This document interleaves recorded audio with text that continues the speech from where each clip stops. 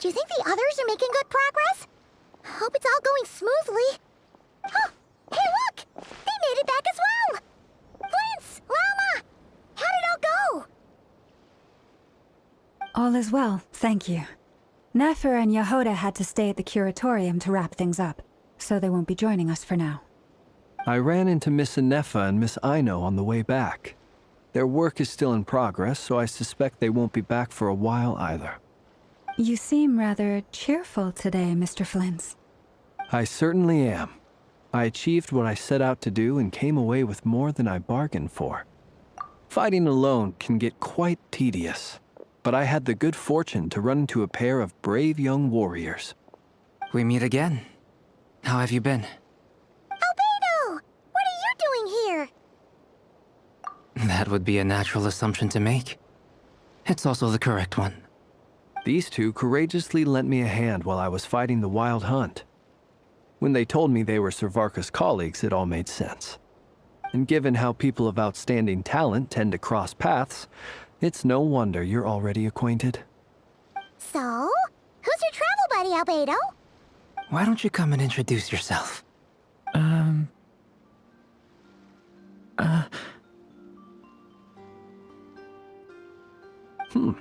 A gentleman of few words, I see, and a rather stern countenance. I presumed you were acquainted with him. Is that not the case? It's nice to meet you. Again. We've technically met before. Wait a sec! You're Minnie Durin! That's right. It's me. I'm glad to see you again. By the way, he says it's okay if you drop the mini. Yeah, I'm not as mini as I used to be. Interesting, isn't it? The first step towards blending into human society appears to be reflecting on whether one's name really reflects who they are. Wow! You look so different! In a good way, of course. It's great to see you looking so healthy. Thank you, Paimon. And although you're as mini as ever, I understand that diminutives don't always convey endearment. I'll be sure to simply call you Paimon as a sign of my great respect for you. Wow! You're such a smooth talker now. Paimon could get used to this. From now on, you may refer to her as your esteemed guide, Paimon. Personally, I think our little Paimon is the perfect size. When people call her Little Paimon, it's just because she's so adorable that they can't help themselves. If that's not a sign of endearment, what is? You're absolutely right, Miss Lauma. My brother still has a long road ahead of him when it comes to understanding human relationships. Anyway, speaking of long journeys, didn't Columbina, leave with you? How come she isn't back yet? She's been catching up with old friends. Wouldn't be surprised if she stopped for a cup of tea or 10 on the way back. Uh-oh. People are talking about me. Hope it's nothing negative. Judging from your expressions, I'm guessing it all went well? It's getting crowded here. I'll go grab some chairs. No need. This is a job for an alchemist. I'll whip some up momentarily. Thank you for your hospitality, ladies and gentlemen, but I was merely escorting my friends back. I'll be meeting Sandrone shortly, as we still have some things to discuss. It's been a pleasure, everyone. But this is where I'll say goodbye. We really appreciate your help. Oh, come on. Spare the formalities. I'm just glad I could help out some true friends. I understand. Well, bye for now, Harlequino.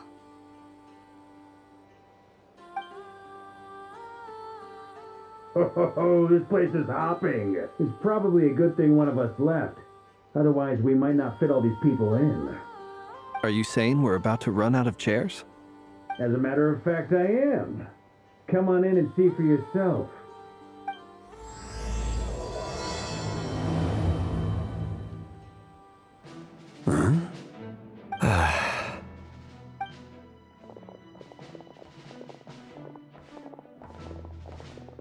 I overheard your little chit-chat outside, by the way. With Miss Columbina's colleague gone, we should be back to the original crew plus the other colleagues I brought in. Though, it looks like we have another new face. Someone else managed to rope in a colleague too? Frankly, you and Paimon are the only people I know here. This here is Dainsleif, colleague of Tibet's greatest guide, Paimon, and greatest adventurer, the Traveler. Well, not exactly colleagues, more sort of friends. When someone else jumps in to do the announcing, you know you're speaking to someone important. Let's hear what he has to say. Note to self. Once Paimon knows your name, the rest of the world will soon follow. When he comes looking for us, it's usually something important. Paimon's guessing you've heard about the Wild Hunt, then. From the looks of it, you're about to hold a meeting. If I were to say that the Wild Hunt is our mutual enemy, would that earn me a seat at the table? As the saying goes, the enemy of my enemy is my friend. Mr. Dainsleif, there's a seat with your name on it. Though, I can't promise the same for everyone else. Hey, Albedo, think you can rustle up a couple more chairs? After all this time apart, Grandmaster Varka's first order is to rustle up a couple more chairs. I've missed this. Is he being sarcastic? Hey, he's your brother. Why are you asking us? I've still got a lot to learn about the nuances of human conversation. Trying to decipher Albedo's way of speaking has been like jumping in at the deep end. Oh, good point. Paimon gets you now. Don't sweat it. There are people who go their whole lives without getting the hang of it. You're ahead of the game already. I wonder what's taking Nefer so long. Perhaps you should go and check in with her. If anyone can hurry her along, it's you. I just got back from the curatorium. Besides, aren't you curious to see what's taking her so long? Miss Nefer doesn't strike me as the type to share secrets. And since gathering intel is her specialty, I'm guessing she'd prefer to keep her methods confidential. Under such circumstances, would it not be tactless for me to impose? Oh, but it's fine for me to impose. What can I say? You have an unrivaled ability to garner people's affection, Miss Moonchanter. Besides, you have far more in common with her than I do. All right, then. Impressive. She barely fought back at all. I admire your powers of persuasion, my friend. As I'm sure Miss Lauma will realize soon enough, the trick in life is to always pitch in with other people's responsibilities so that you can be selective with your own. Another trick is to simply hide in the background. Spoken like a true sage. Anyway, looks like we've got some time to kill before the meeting. Let's take a little breather, folks. And feel free to chat amongst yourselves. We'll get down to business once the other two arrive.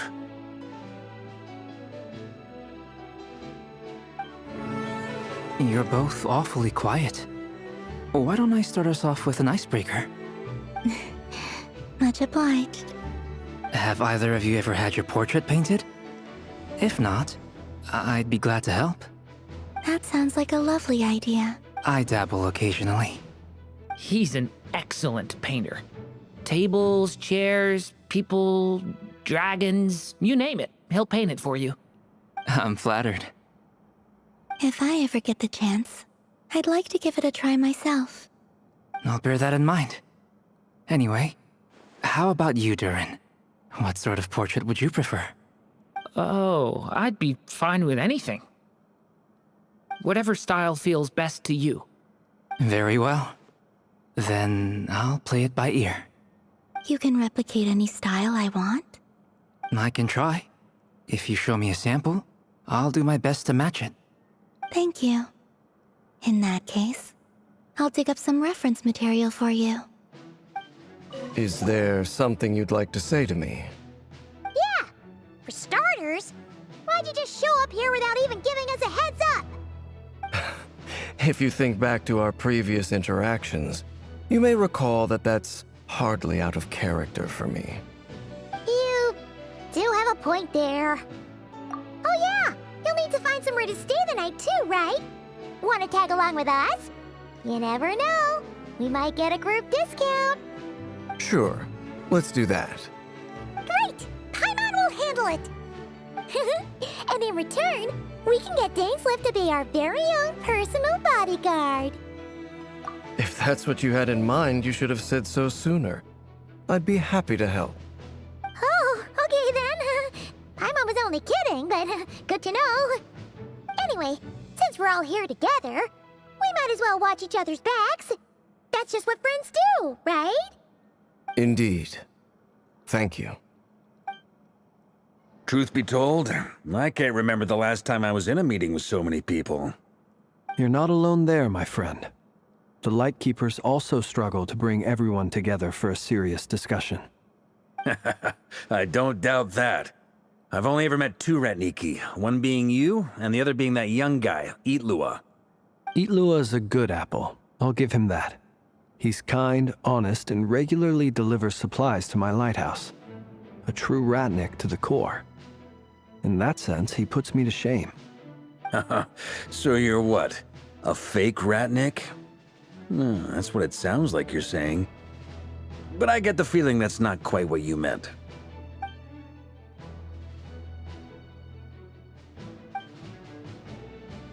Come on, why the awkward silence? Sorry. I'm not even gonna bother trying to hide it. You've known all along, haven't you, my friend?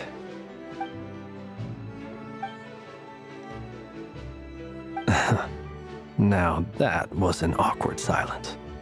Let's just keep this between ourselves. Probably best if Itlua doesn't know, huh? That goes without saying. Gotta be careful what you share with youngsters, after all. Anyone else in the know? Let me guess. The Traveler and Paimon?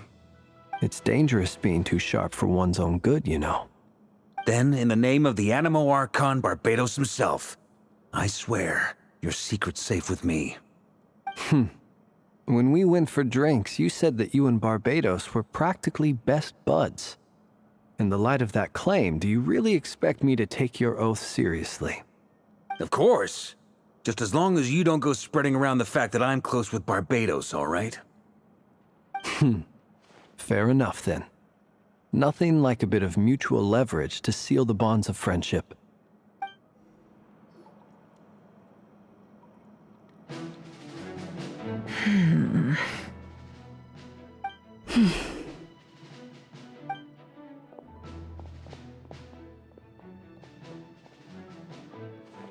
Ah, Miss Nefer. You made it after all. But what about Yehoda? I'm here to give you an update on how things are going on our end. Once this is over, I'll be heading straight back to continue my work. I left Yehoda back at the Curatorium to watch over things while I'm gone. Huh. So much for just this once.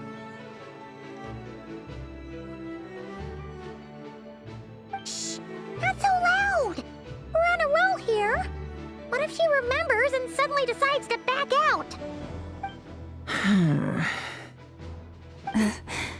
Did you say something, Mr. Varka?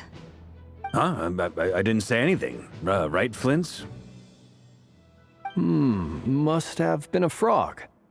They get so noisy around here at nighttime. It's like they're putting on a concert in the background. Anyway, before we begin, there's a few introductions to make. Let me start by saying that it's an honor to be speaking before so many distinguished colleagues and collaborators. First up, we have Miss Lauma. As Moon Chanter, she's the leader of the Frost Moon Scions, a local religious community in Nod-Krai. Then there's Miss Nefer, boss of the Curatorium of Secrets, an intel gatherer extraordinaire. Nefer is leading the investigation into Rerir's background, assisted by Yehoda and Lauma. From the little I've heard, they're making some great progress. Over here, we have Mr. Flint's, a Ratnik and guardian of the abandoned lighthouse. In our last operation, he courageously distracted the Wild Hunt to buy time for the rest of us. For those of you who've never met, this is Mr. Albedo, a renowned alchemist and captain of the Knights of Favonius investigation team. By his side is a new face for us all, myself included, Mr. Durin, who has come to lend his aid. Next up, we have the Moon Maiden and former Fatui Harbinger, Miss Columbina. Then we have the Traveler, who's earned more titles than I could possibly hope to list out, so I'll spare you the rundown. And Paimon, the ultimate travel companion and quite possibly the best guide in all of Tevat. Wow! That's a lot of people! Great turnout! Miss Nefer, it looks like you might have another job coming your way, so, congratulations on the booming business, I guess. You think I haven't got enough on my hands as it is? Who's looking for me now? That would be me, Miss Nefer. I have a commission for you. And you are? Who I am doesn't matter right now. What does matter is that I'd like you to gather more intelligence about the Rerir of Solnari. Well, it's not as if we never take on anonymous commissions. But in your case, I'll have to decline. I'm gonna take a wild guess and say your job's probably more hassle than it's worth. Something about you seems like bad news. It's my eyes, isn't it? Conrian, I assume. And what's with the mask? Are you trying to hide your identity? In any case, the fact that you're even still alive raises an awful lot of questions for me. My name is Dainsleif. And yes, I am from Conria. As I'm sure you're aware, the Rerir of Solnari's real name is Rerir. He was once an acquaintance of mine. Really? Then you must have been quite an influential figure yourself. You flatter me, but none of that matters anymore. My point was simply to clarify why I have asked Miss Nefer to investigate Rerir's background. So you're both from Conria, and it sounds like you used to be friends? What am I missing here? Surely you already know how he became one of the Five Sinners. I'll tell you everything I know. The history of Conria, the names and identities of the Five Sinners. I remember it all like it was yesterday. I have never spoken openly of this before, but the truth was exactly as people say. The Five Sinners were each driven by their own desires, and it was by playing upon these that the Abyss tempted them to their fall, tearing Conria apart in the process. The visionary, Vedifenir, who wished to foretell the future. The wise, Haroptatir, who sought limitless knowledge.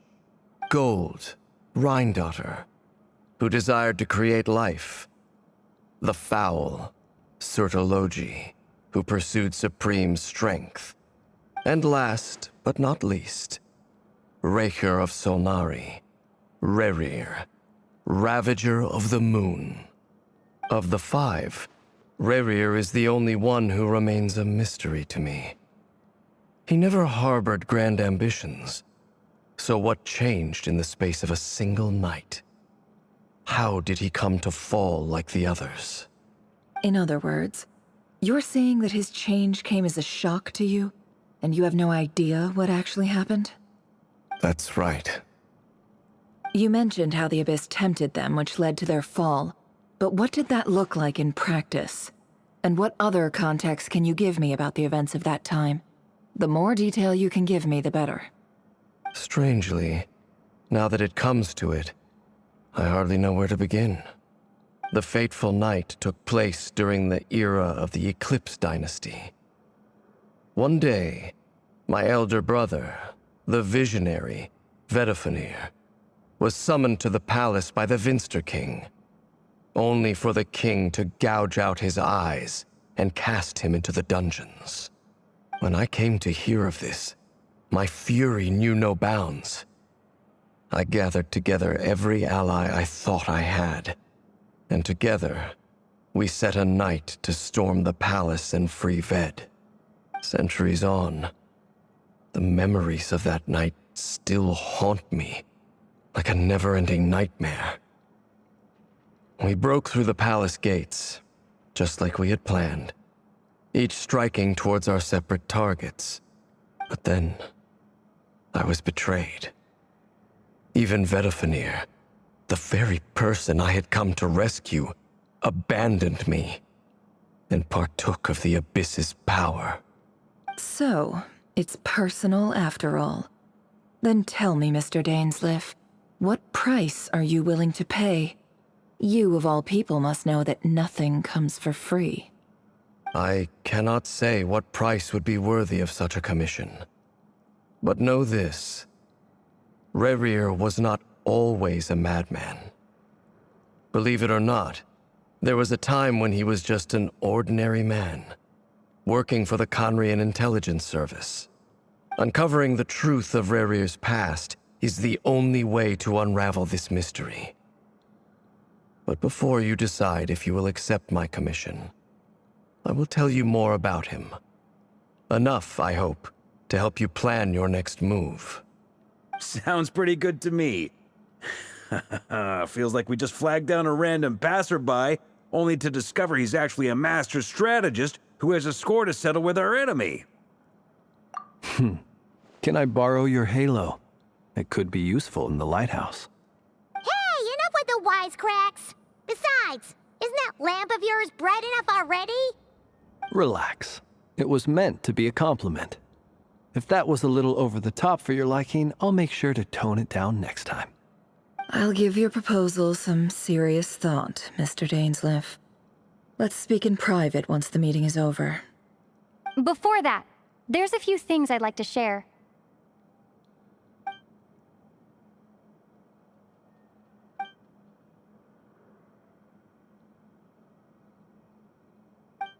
Now that we've united the hearts of the three moons, your power should be greatly enhanced. But it seems like that hasn't happened yet. I believe it will take a little longer. You've done so much for me, so I want to be completely honest with you all. Even though I'm doing a lot better now, the truth is, my recovery will likely be an ongoing process. From the moment I was born, my power has been slowly ebbing away. And that is because Tevat has never accepted me. Even with the moons united as one, it seems my rejection cannot be undone. So far, I have yet to find a solution. It may turn out to be a problem that will plague me until the day I finally leave this place behind. Even so, I will do everything in my power to help you drive out the Rerir of Solnari. As Arlecchino put it, this is not about chasing the spoils of victory. It's just a gesture of heartfelt gratitude. Kutar. Defeating the Rerir of Solnari will be no easy task. While my strength slowly recovers, we'll also need to gather more intel. Naturally. We should take all the help we can get if we hope to defeat him. We've considered several viable plans now, but our choice hinges on the answers to a few key questions. Is it even possible to kill Rerir? What experiences shaped the person or monster he became? And what's he really after? Given Albedo's expertise in alchemy, I think we should leave him to try and answer the first of these questions. Understood. As for the other two, I'm afraid we'll have to count on you again, Miss Nefer. Believe me when I say it's not my wish to burden you. But right now, relying on your skills is our only option. So you're placing all your hopes on me, huh? We can't thank you enough for agreeing to help us. Honestly, I can hardly believe how lucky we are. You sure have a talent for changing your tune, Miss Moonchanter. Timid like Yehoda one moment, then flinches insincere flattery the next. Ladies, please. I must object to your portrayal of me. That's all. Feel free to keep bickering. Just pretend I'm not here. I almost don't want to leave this room. I'm curious to see how this plays out. I have faith in you, Miss Nefer. Something tells me you'll stand by us until the very end. Oh? And what makes you so sure of that? What if I suddenly decide that my compensation is insufficient? This isn't about the money. I can sense that you've got a deep-seated distaste for Rerir. And knowing you, that alone is motive enough. Look at them getting along so well. Like two peas in a pod. And I'm the one they accuse of insincere flattery. There is no justice. Miss Lauma, you have to understand something. Unlike you, I don't actually enjoy having everyone's hopes on my shoulders. Is that right? Well, maybe the fact that I'm willing to put my hopes in other people says more about me than you. But the fact is, I also trust you. And that's because I know that you're someone we can count on. Anyway, we've got our plan, so let's get moving. Mr. Dainsleif, let's talk. And Traveler, once we're finished, if you've nothing else planned, I'd like you to come with me. This whole experience is teaching me a lot. For instance, I now know that when other issues come up in the future, I'll have far more luck getting Lauma to convince Miss Nefer than trying to do it myself. Hate to say it, friend, but that's one of the funniest things I've heard in a while. Why?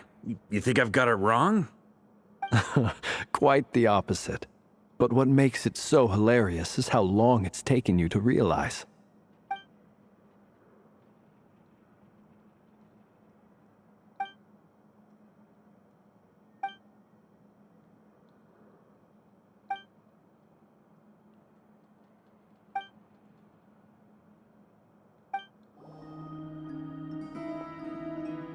Thank you for waiting.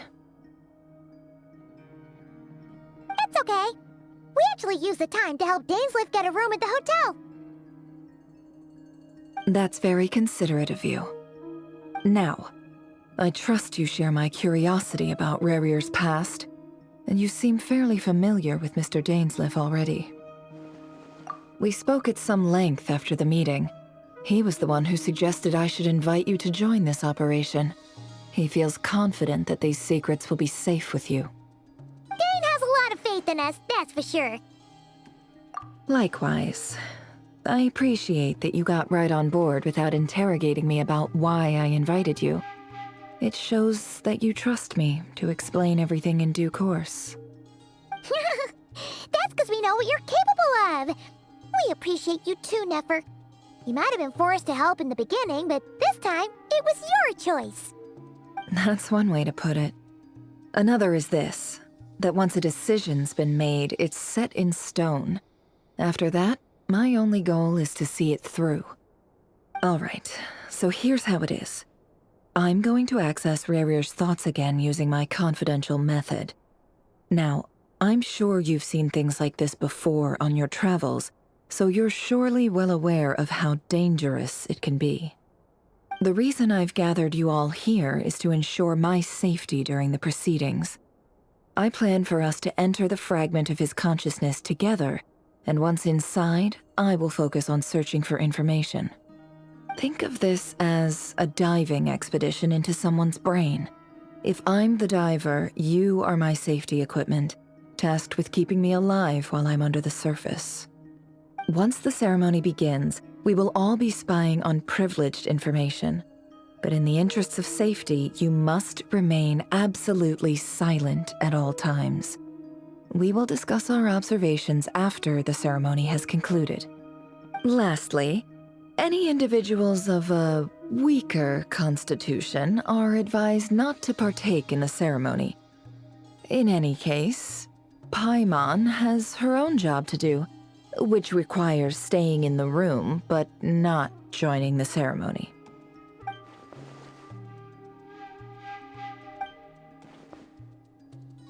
Well, good luck, everyone. Sounds like all Paimon can do is cross her fingers and root for you guys. There's a little more to it than that. I was being serious when I said you have a job to do. While the rest of us are inside Rerir's mind, it's imperative that we have a team member on the outside. In the event that something goes wrong, you will be our first responder. I don't anticipate any issues, but the extra level of safety will be greatly appreciated. I second that. This is a dangerous operation here, and you're our whole rescue team. That's pretty much the most important job in the crew. So, Paimon's like the lifeguard? Yeah, that makes sense. All right, got it. Good. Please, take a seat. We'll get started momentarily.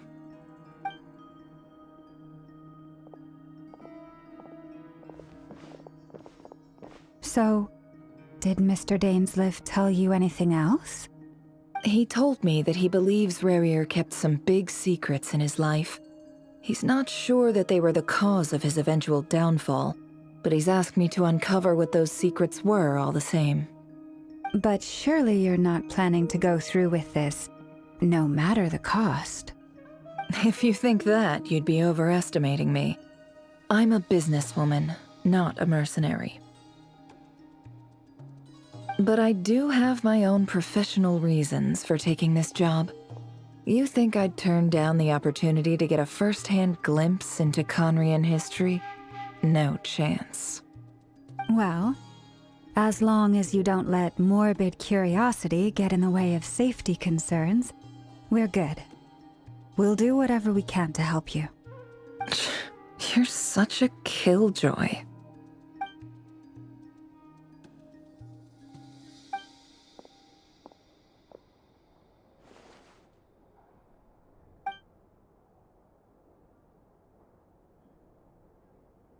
All right, I'm good to go. All set over here, too. Promise, Paimon, you'll be extra careful. All right. Let your whole body relax. We're about to begin. Close your eyes. Phew. Could this be his office? Pretty standard setup. Bookshelves, paperwork, files. According to Dainsleif, Rerir used to be an intelligence operative.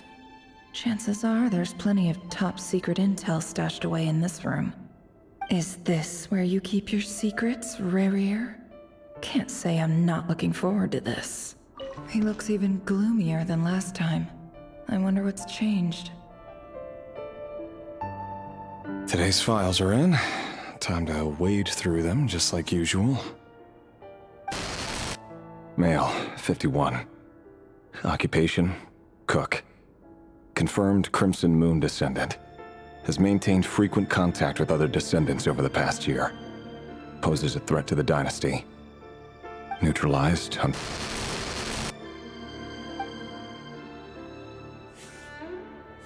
This one should be archived under purged targets.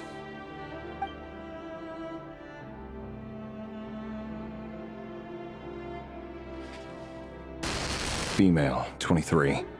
Occupation, office clerk. Confirmed Crimson Moon descendant. Has maintained frequent contact with other descendants over the past year. Poses a threat to the dynasty. Neutralized on...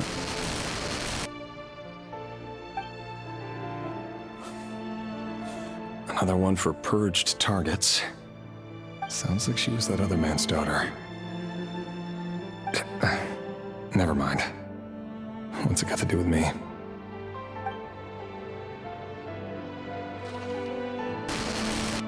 Male, 40. Occupation, teacher.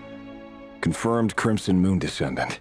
Has been observed making contact with other descendants during the past year. Poses a threat to the dynasty. Neutralized on...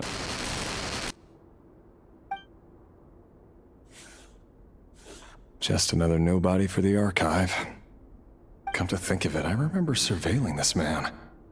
A case like his never would have been considered a priority in the past. Huh. He barely even interacted with other Crimson Moon descendants.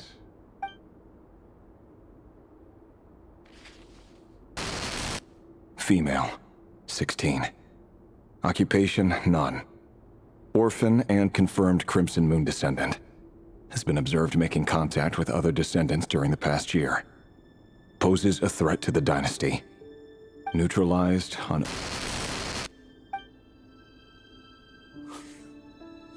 Filed. I have no recollection of this girl. None whatsoever. She doesn't seem to be anyone important, but then again, how many of them really are?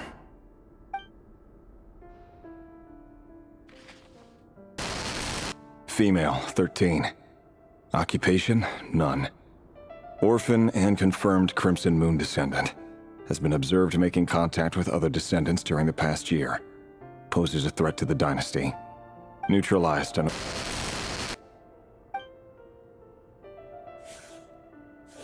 Filed.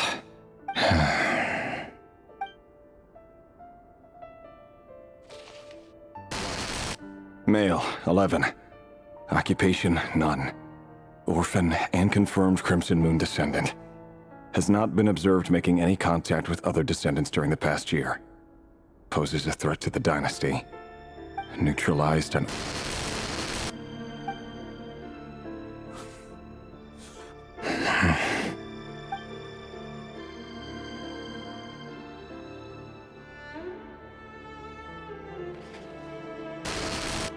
Male.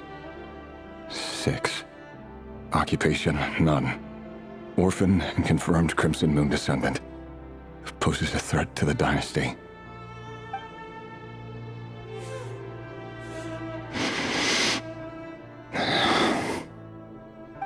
It's funny, isn't it? Your job is becoming both harder and easier at the same time, depending on how you look at it. Sooner or later, the Crimson Moon descendants will be completely wiped out. But as their numbers dwindle, they become harder and harder to track down. That's not how it is. Fortunately, however, most of the able-bodied adults have already been taken care of. The remaining weaklings will be increasingly easy to deal with. No! No. My job is to ensure the survival of the Eclipse Dynasty. And the only way to do that is by eliminating any and all potential threats. It's a perfectly legitimate line of work. Every single one of my colleagues can attest to my fairness. And if my friends were aware of the facts, I know they'd back me up too. Assuming, of course, that they were aware of all the facts. Mr. Vedifalnir, it's been quite some time since we last met. Rerir, I trust you're here because you have something important to discuss. Forgive me. I wasn't tuning out, it's just, I noticed you didn't even phrase that as a question. As if you knew I was coming. Tell me, does someone in your position ever feel the need to ask questions at all? It is indeed within my power to foresee certain things. Things like your arrival. I was just thinking. It won't be long before I'll be inviting both you and Dane to my wedding. That isn't a lie, but nor is it a fact as such. It's a wish, isn't it? No fooling a prophet, is there? Ever since that day we met for drinks, I knew it was only a matter of time before you came looking for me. Does it feel good? Knowing how the future will unfold. I'm afraid the notions of good and bad fail to capture the complexity of what such a power entails. Once you've seen what will come to pass, it can be all too easy to succumb to fear and melancholy. Unless, of course, you learn to abandon these feelings.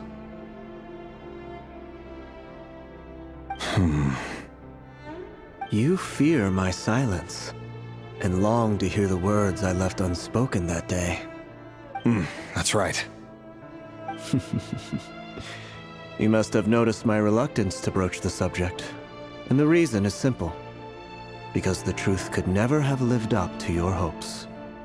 For both our sakes, such words are better left unsaid. The burden of prophecy was never meant for your shoulders. So who exactly do you deem worthy to hear your prophecies? None but our exalted king? Or rather, our king as he once was. You're closer to his majesty than I am. You must know better than anyone how much he's changed. You say that as though it is to my benefit. Yet precisely because of that, I dare not speak rashly. A king can turn out to be the most virtuous of rulers, or a tyrant more terrible than the most vicious of dragons. You are so wise and far-sighted, yet still you would have me live in fear of the unknown? You make a fair point. Especially given my silence alone was all it took to send you spiraling downwards. Very well then. Let me offer you some advice. And I say this not as a prophet or a visionary, but simply as the brother of your friend. For many reasons, there is very little chance of your marriage ending in happiness. If happiness is what you seek, you should find another fiancé.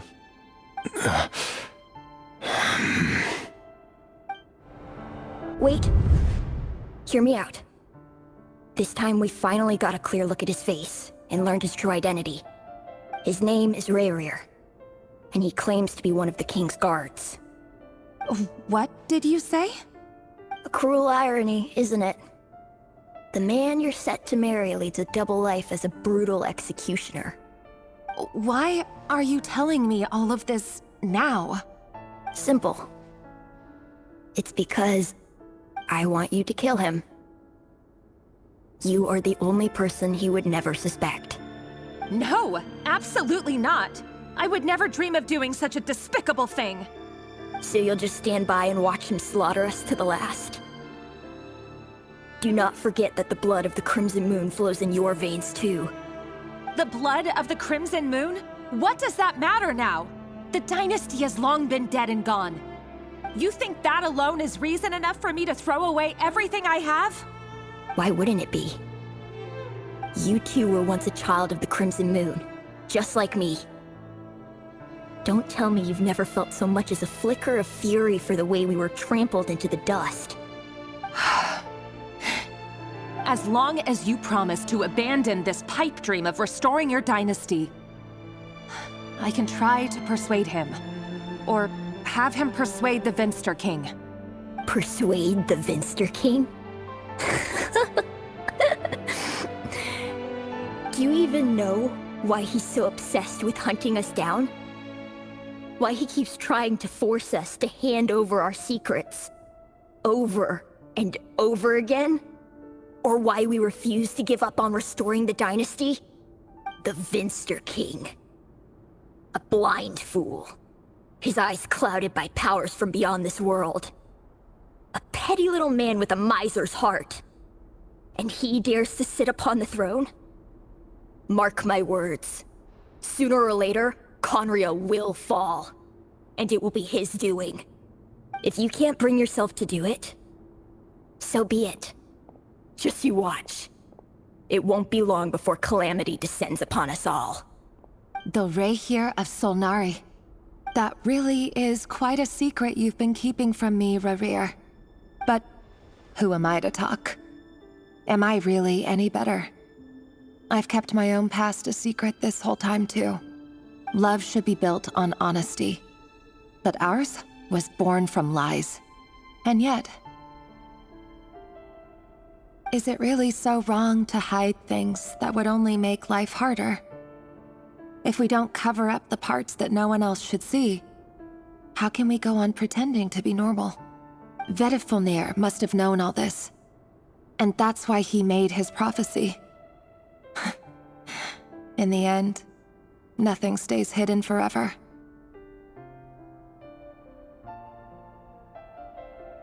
But I won't just sit by and watch this disaster unfold. I'll do everything in my power to protect what I cannot afford to lose, no matter who I have to face.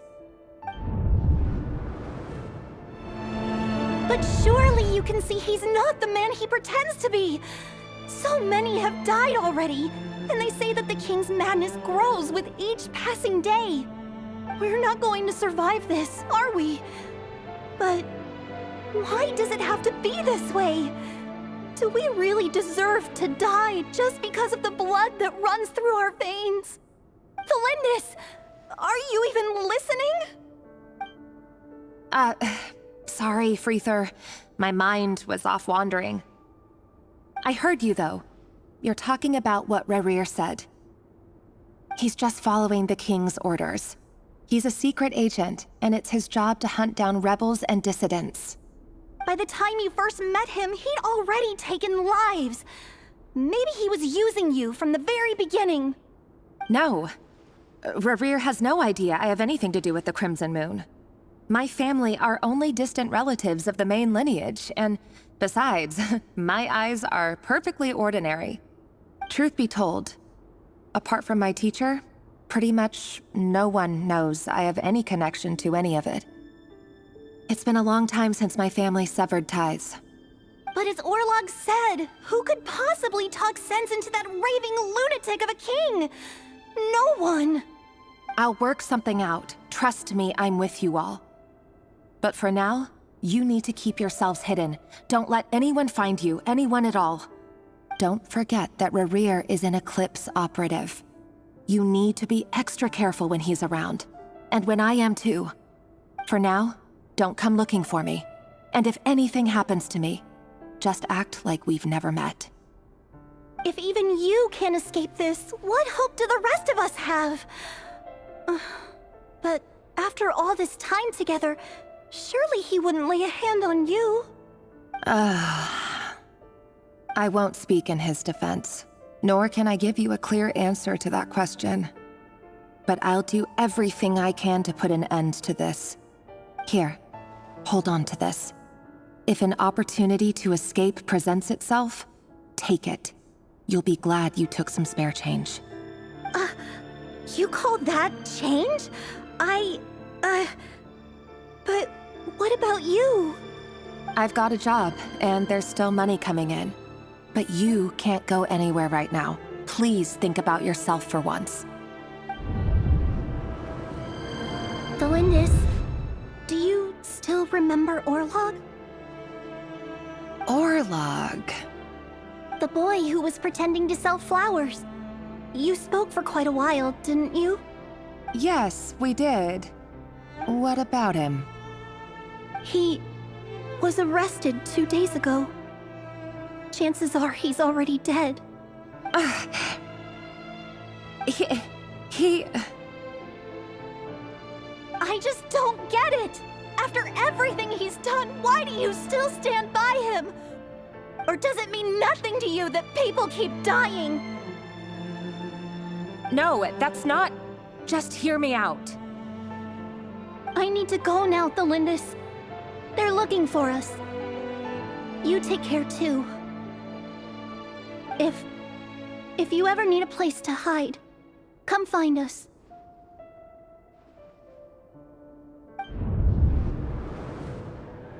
Author Felindis.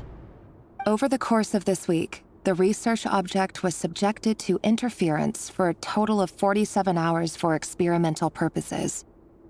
The results are as follows. All subjects of observation that were sent inside have now...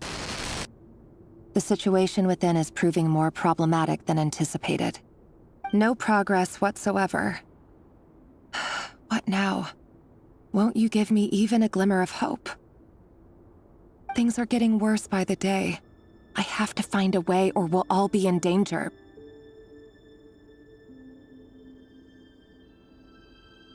But I... If all this research comes to nothing, what then? Sooner or later, it'll be my neck on the line. But could he really bring himself to kill me? No. Surely he wouldn't have the heart.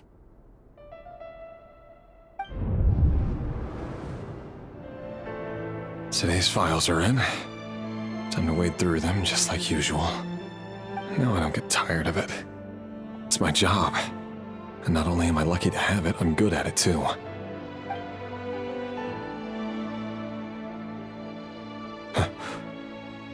Wait. That's... Thalindis? No. No! No! Why? But you bear no mark of the Crimson Moon. How could you possibly have anything to do with them? It cannot be! A diluted bloodline. Carefully concealed. I see it now. You've been living in the shadows just like me. What a fool I've been. Numbing myself with talk of justice. Even imagining my friends would back me up. But in the end, Irminsul. Finster King! How far are you going to take this? From the direct bloodline to secondary offshoots? And then what? Today it's the descendants of the Crimson Moon. Who will it be tomorrow? Will you not rest until everyone down here is dead? No. This cannot go on. This is where it ends. You're really letting me go? I am. As long as you can guarantee that no one will find you. Don't worry, I'll be extra careful. No one will know I was here. But... what about you? Me? If you let me go, you won't be able to complete your mission, will you? Good point. In that case, maybe you should stay. No, please! I just want to see the outside world again. To... Go on living? Yes. I know you're a man of your word. So please, just let me go. If I let you leave, what will become of me? Just kidding. Go, now. But remember, don't let anyone know you were caught. We'll be seeing each other again very soon if you do. Even shadows in the dark must live by a code. But you can't save everyone. You've been whispering in my ear for days now, Vedifalnir. What are you trying to do? Break me down? I only say this because you long for an answer to your problems. Let her go, Rerir, or you risk losing everything. I will not abandon Thalindis. Then you'll need a little more vigilance and a lot more power. The world is changing, Rerir. Keep your eyes peeled for your moment of opportunity. That voice used to be so unclear. But now I know exactly whose it is. It's Vedifalnir. He won't tell me how to actually resolve any of this, but he keeps trying to manipulate me like a puppet. What's his game here? Tell me then. What will this moment of opportunity look like? And... no answer. He's like a ghost. Always disturbing me when I'm on edge, but never answering when I need him most. So, the Eclipse Dynasty was purging, well, massacring the descendants of the Crimson Moon. And it seems like it was all connected to the Finster King's research. The King's obsession with abyssal power left the future of Khaenri'ah hanging in the balance. No wonder every aspect of Rerir's life was so unstable. And it looks like this Thalindis, Rerir's would-be fiancée, herself belonged to a sub-branch of the Crimson Moon Dynasty's descendants. It almost defies belief that a couple like them could hide the truth from each other for so long. If the Finster King hadn't intervened in such a drastic way, they might have gone on deceiving each other for the rest of their lives. And why does Vedifalnir, Dainsleif's older brother, keep talking in Rerir's head? This guy kept more secrets than I ever imagined. The human mind is like a vast desert of shifting sands. When you follow the flow of someone's memories, you only ever see the parts they're willing to let surface. Time for something a bit more creative. We've been inside Rerir's mind this whole time, building up a picture of his psyche. There's already enough clues on the board to start reading between the lines and mapping out the rest. Now, we can finally begin to put the pieces together. Sure, it'll only be a reconstruction, part simulation, part reasoning, but it's usually pretty accurate. Once we've built up a cognitive profile, we just need to cross-check the logic behind his actions. And then we'll be able to take a sneak peek at whatever it is that Rerir has really been hiding.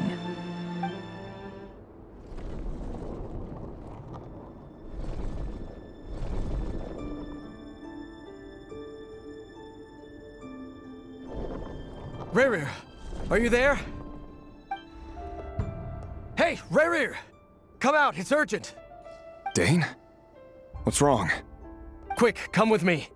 I'll explain everything once we've met up with the others. Okay, I'll come. But the Lindis is still over at the Universitas. I'll need to leave her a note.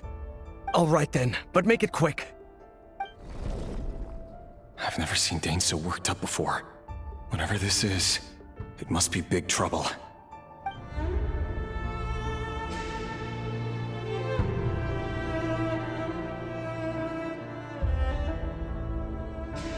Well, this is a nice change, meeting you all at this hour.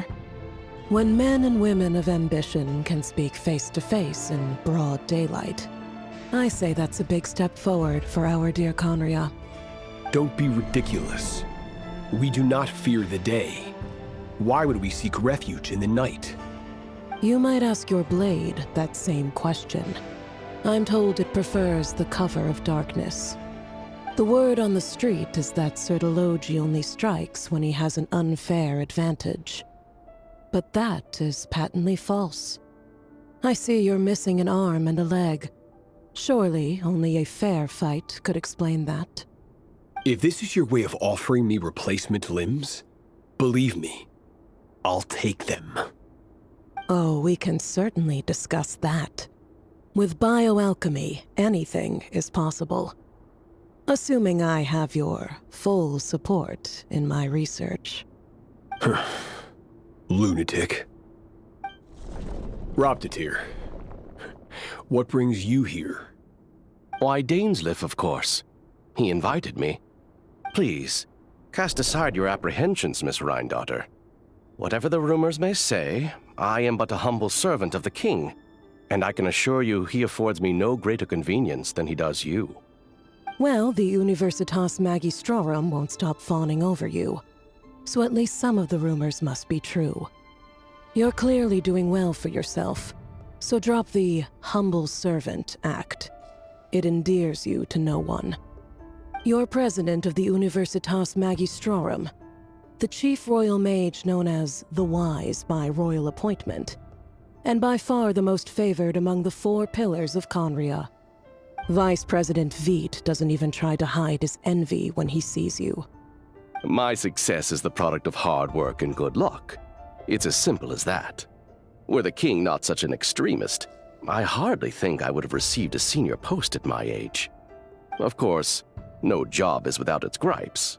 Serving a king like ours can be a challenging task, as I'm sure you can imagine.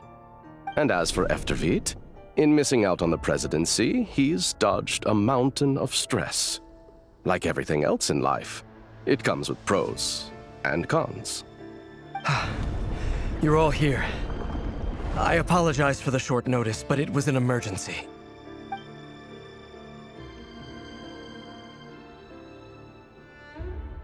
You must be Rerir. Mr. Sir Elegy. Yes, I handled your case file during your sentencing. Nothing personal, of course. I'm pleasantly surprised that you remember me. You're clearly a person of substance if you've been invited here. But Dainsleif, you'd better have a very good reason for convening this little gathering. It's my brother, Vedothanir. After he spoke at the court this morning, the king was so infuriated by his words that he had him blinded in both eyes and thrown in prison. Vedifulnir in prison? Strange. I thought the king trusted him and Horoptatyr more than anyone else in the world. Does this mean the king's circle of trust just got even smaller? It has nothing to do with trust. It's about what the king wants, which is as clear as day to anyone paying attention. I simply appease him, because it's in the best interests of the Universitas Magistrorum. And also because you're slimy. Vedifulnir, perhaps less so. But still, a visionless visionary? It rather inclines me to think that qualifications are not what get you ahead in Conria. Do you honestly think this is an important discussion to be having right now? Dane, what are you planning to do? Rescue Vedifulnir, I assume. Correct. It will mean storming the palace by force. Tonight. I need all of you on my side. That's far too dangerous. And don't forget, Dainsleif, you're captain of the Royal Guard. You swore an oath to the throne. Hmm? You've been planning this for a while, haven't you? I have no desire to commit treason. But whatever critique the king may have of Vedifulnir, disfiguring your most loyal subject for putting the best interests of his court and nation first, this is not the conduct of a wise ruler. My blade will force the king to see the error of his ways. So, Vedifulnir's prophecy enraged the king.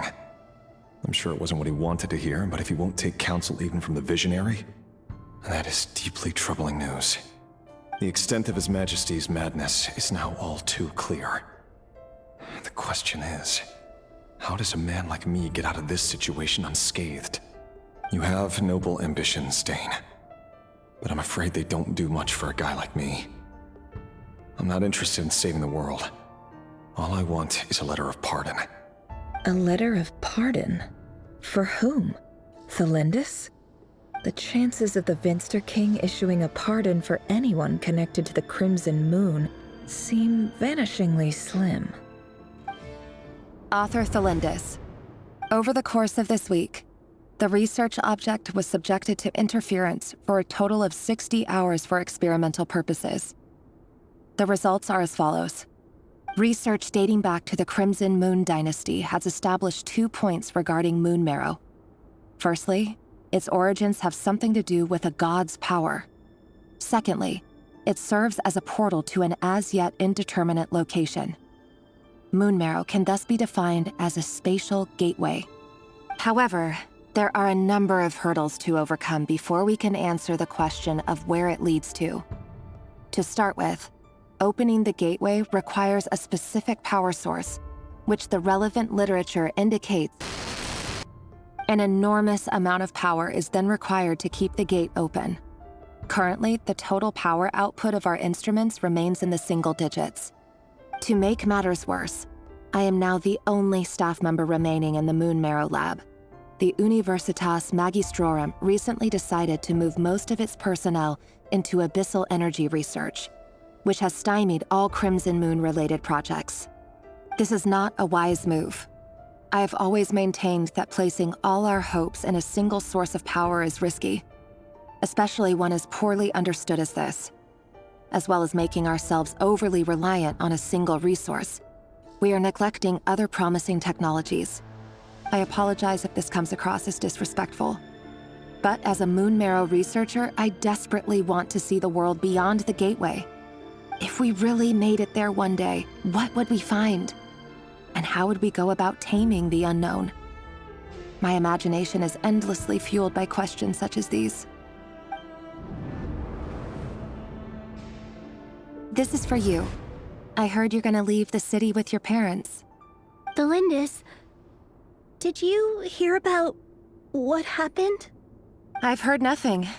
Rerir got back very late last Friday, and he was acting a little unusual, but he slept pretty well, so I'm guessing whatever he did was a good deed.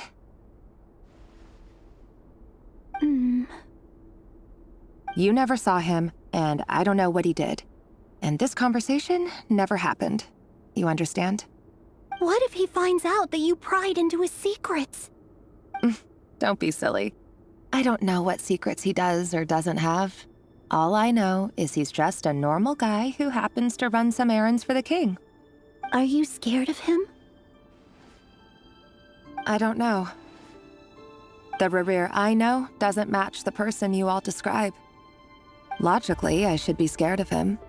And yet, I don't want to lose him. But enough about that. You should get going, and be careful with the package I gave you. Keep it secret. Keep it safe. What's in it? A piece of the moon. All you need to know is that as long as you keep it safe, then in the future, everyone will be able to see a red moon. A red moon? You mean our moon? That's right. Our moon. Promise me you'll look after it. I promise, Tholindis. The Crimson Moon bloodline will never die out. Its light, the color of blood, will become like a fire that flows in our veins, no matter how long it takes. Hurry, everyone, and stick to the plan. Sir Dainsleif, what are you? Is this treason? You know what happens to those who betray the throne. Please, don't do this! It is the king himself who has betrayed the throne. He has betrayed all of Conria. If you have any love left for justice in your heart, you should join me. It's showtime. Dane and his group will handle the troops in the palace. Then Hraptatyr and Rhindaughter will disarm the security measures. My job is to enter the prison and rescue Vediflnir. Stay safe. Wish me luck. Look after my brother. Draw your blade. It is time for justice to prevail. This place is filthy. And the smell is abominable. Clearly, the king doesn't allow his prisoners a single shred of dignity. This is dire. Found you. Hello, Mr. Vediflnir. It's you. Surprised? Oh, wait. I guess surprise isn't an emotion that prophets feel very often. I certainly felt some surprise in the moment when I was blinded. Surprise at the king's sheer ignorance. Surprise at just how unfairly this world responds to words of earnest remonstration. I'm curious. What did you prophesize this time? It wasn't a prophecy. It was a word of warning. Someone had to say it. The king has forsaken all reason in pursuit of his obsessions. I simply told him that if he continues on this path, Conria will surely fall. But he didn't listen. Worse still, he stabbed you in both eyes and locked you away. Dane asked for my help. The court is in complete chaos now, but I'm sure you predicted that. Everything is transpiring as I foresaw, yet I am powerless to change it. Fate is an immutable force. I can but lament as the inevitable unfolds. I do wonder whether giving a man the power to see the future does nothing more for him than slowly crush his spirit. Forgive my curtness, Vediflnir, but the king did not suddenly turn on you today. His suspicions have been brewing for a long time. You can't have wisdom beyond the reach of your fellow man without attracting his fear and suspicion. There are things the king does not want to see. So, he doesn't want you having visions of them either. He blinded you because he thought this would make the visions stop. He wasn't entirely wrong. I did indeed lose my power to see the future. Right up until... Until what? Just now. I believe I saw something new. Well, tonight could go a lot of different ways. 5 of us banded together to storm the palace, also we could rescue you. This will go down as the most tumultuous day in Conrian history. I sense hatred in you, but also hope. A desperate hope that with the tyrant deposed, that will be the end of the story. But this is not the end. It is the beginning of a new chapter, in a whole new story. There are many men of honor and courage in this world, Rerir. But you are not one of them. You're not here for justice, are you? You're here for yourself. Is that a dagger? Interesting. Why not the polearm? It was always your weapon of choice. With your abilities, I don't doubt that you were able to recover some of your sight. But I also doubt that you want to make an enemy of me right now. Of course not. We're on the same side, aren't we? We could be. But I need you to be honest with me, Vedafilnir. At this point, you're my only hope for the future. You mean your future? With your beloved, Felindis? Yes. And I know there are bigger things at stake here. A dynasty, a nation, maybe the entire world. But forgive me, I care first and foremost about myself. I can't abandon the one I love to save myself. I just can't do it. But you see a broader picture of the future than I. You see the solutions to the biggest problems of our age. So tell me, what is my solution? What's the answer? In matters of fate, answers are either right or wrong. What will be, and what will not. Maybe you are willing to pay a certain price in the pursuit of happiness, but unfortunately, fate does not negotiate. That is the cruelest thing about fate. It is unmoved by your sacrifices. That can't be true. I know it's your voice that I keep hearing in my head, urging me to see how the world is changing, to seek more power, so I can protect the things I love. You show me disaster, but you won't show me how to avoid it? Why? Why are you doing all this? My voice. In your head.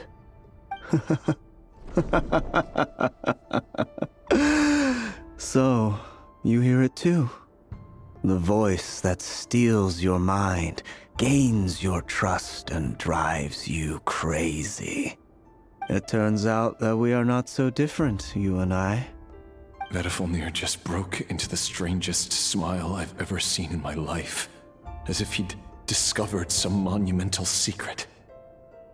But then he suddenly switched to looking extremely weary. Very well then. My advice to you is as follows. You must persevere. Whatever trials and tribulations you may face, be steadfast in the belief that they are your path to the future. For as long as you live, your story with Felindis shall not come to an end.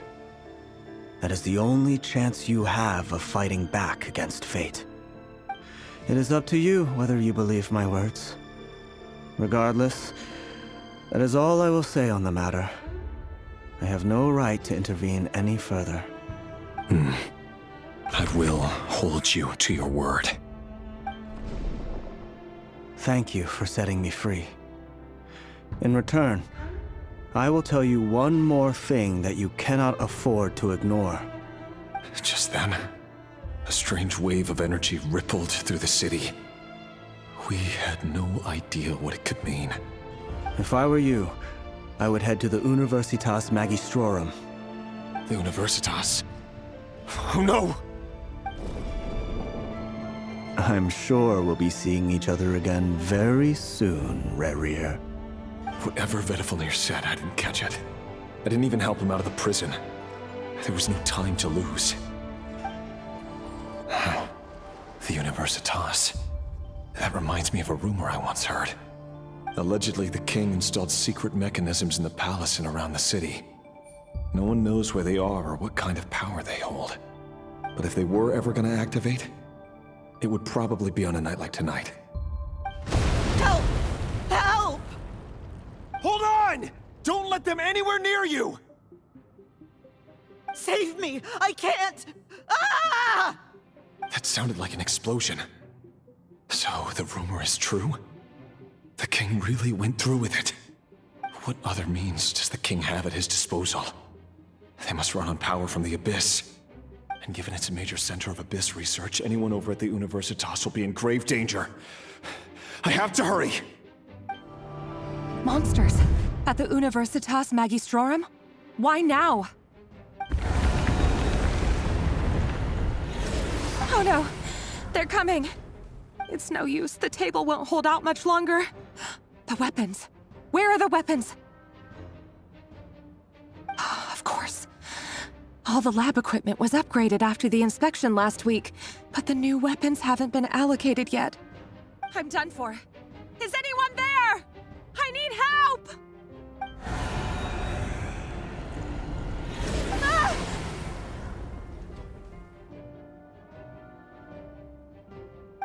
Stay back! Please stay back! Please!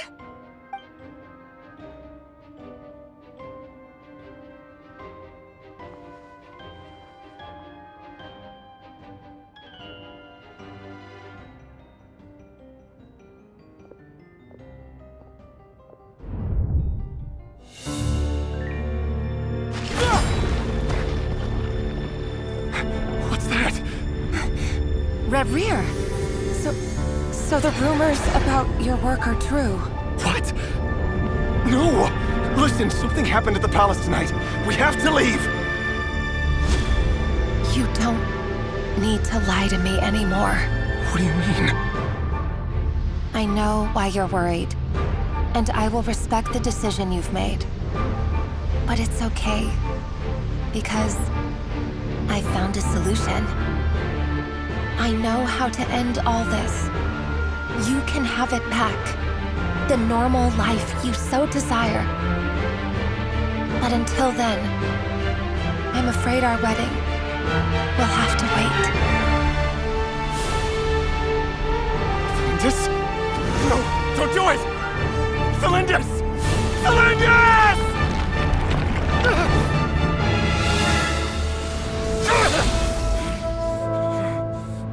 I told you, Rerir. Let her go. You will find someone better. No! No, I won't do it! I have to save her! By what means exactly? A lowly pawn. You lack the power and the strength of will. Do you know a way? Tell me! Come to the palace. Join us.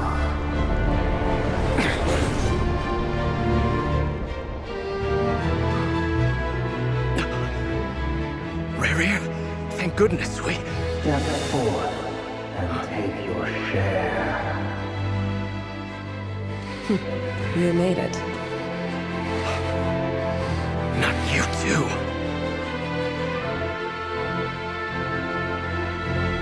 Hatred or grief, despair, desire. We all have our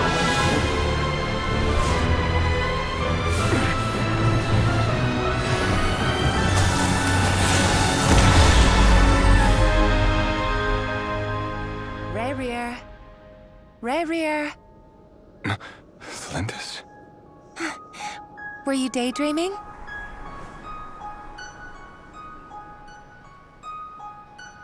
You still remember, Rerir?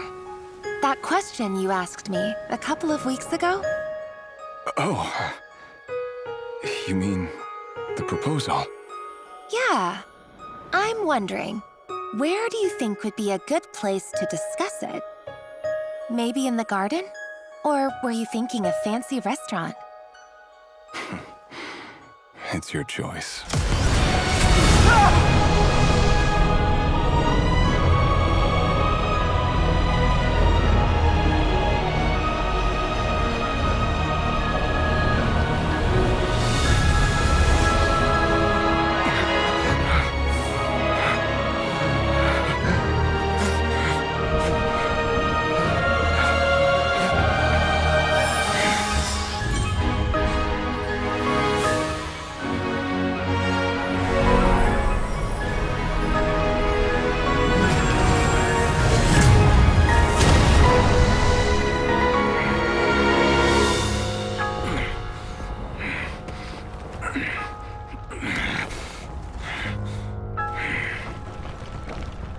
I will find you.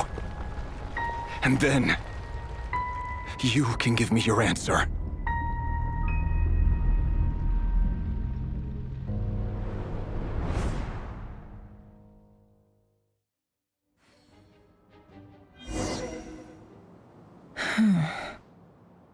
So that's how the Rerir of Solnari was born. A monster created by circumstance is a monster all the same. Viewing other people's thoughts for too long can get uncomfortable. Right now, I'm feeling a strong sense of loathing. In a nutshell, the story of Conria is what happens when the truth falls by the wayside.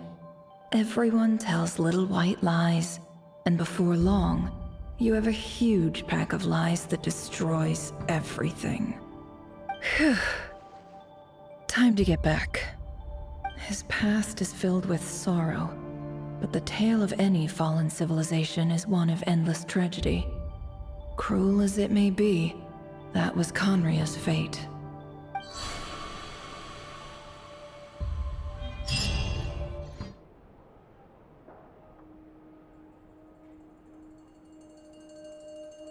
Everyone, I'm back. Can I get a standing ovation? Never! How are you holding up?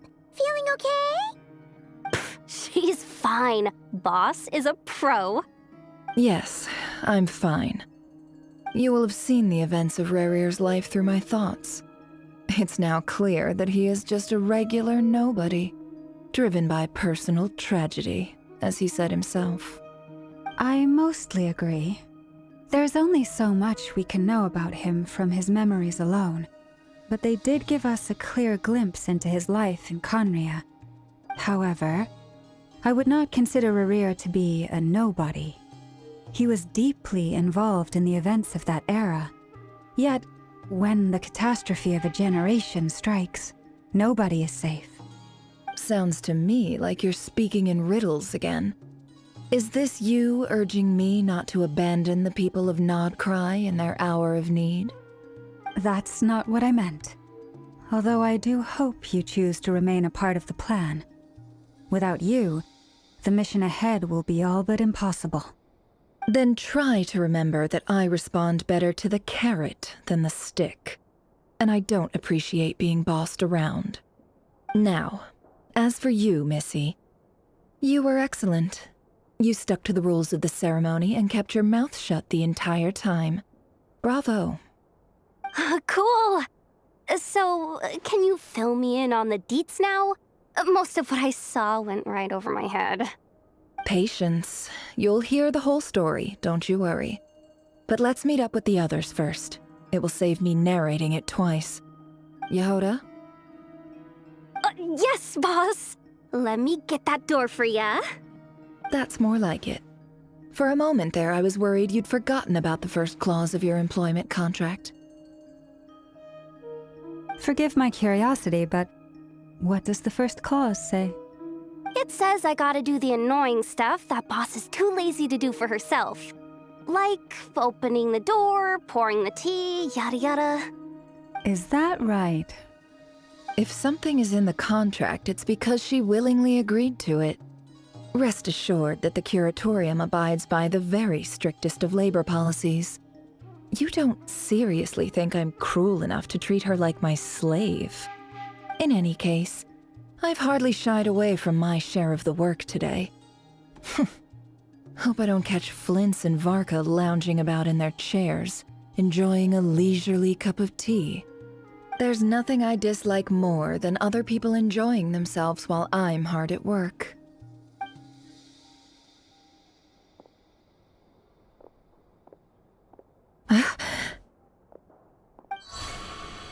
Oh no. Sorry to disturb you, but we seem to have run into some trouble. Evidently so. Don't worry, I'm not about to leave you to fend for yourselves. I'm not that kind of boss. And it would go against the Curatorium's labor policy. I'm sorry? What did you hear me say? I wasn't talking about labor policy. Wait. How long have I been standing here? Not long. You just appeared by the door a moment ago.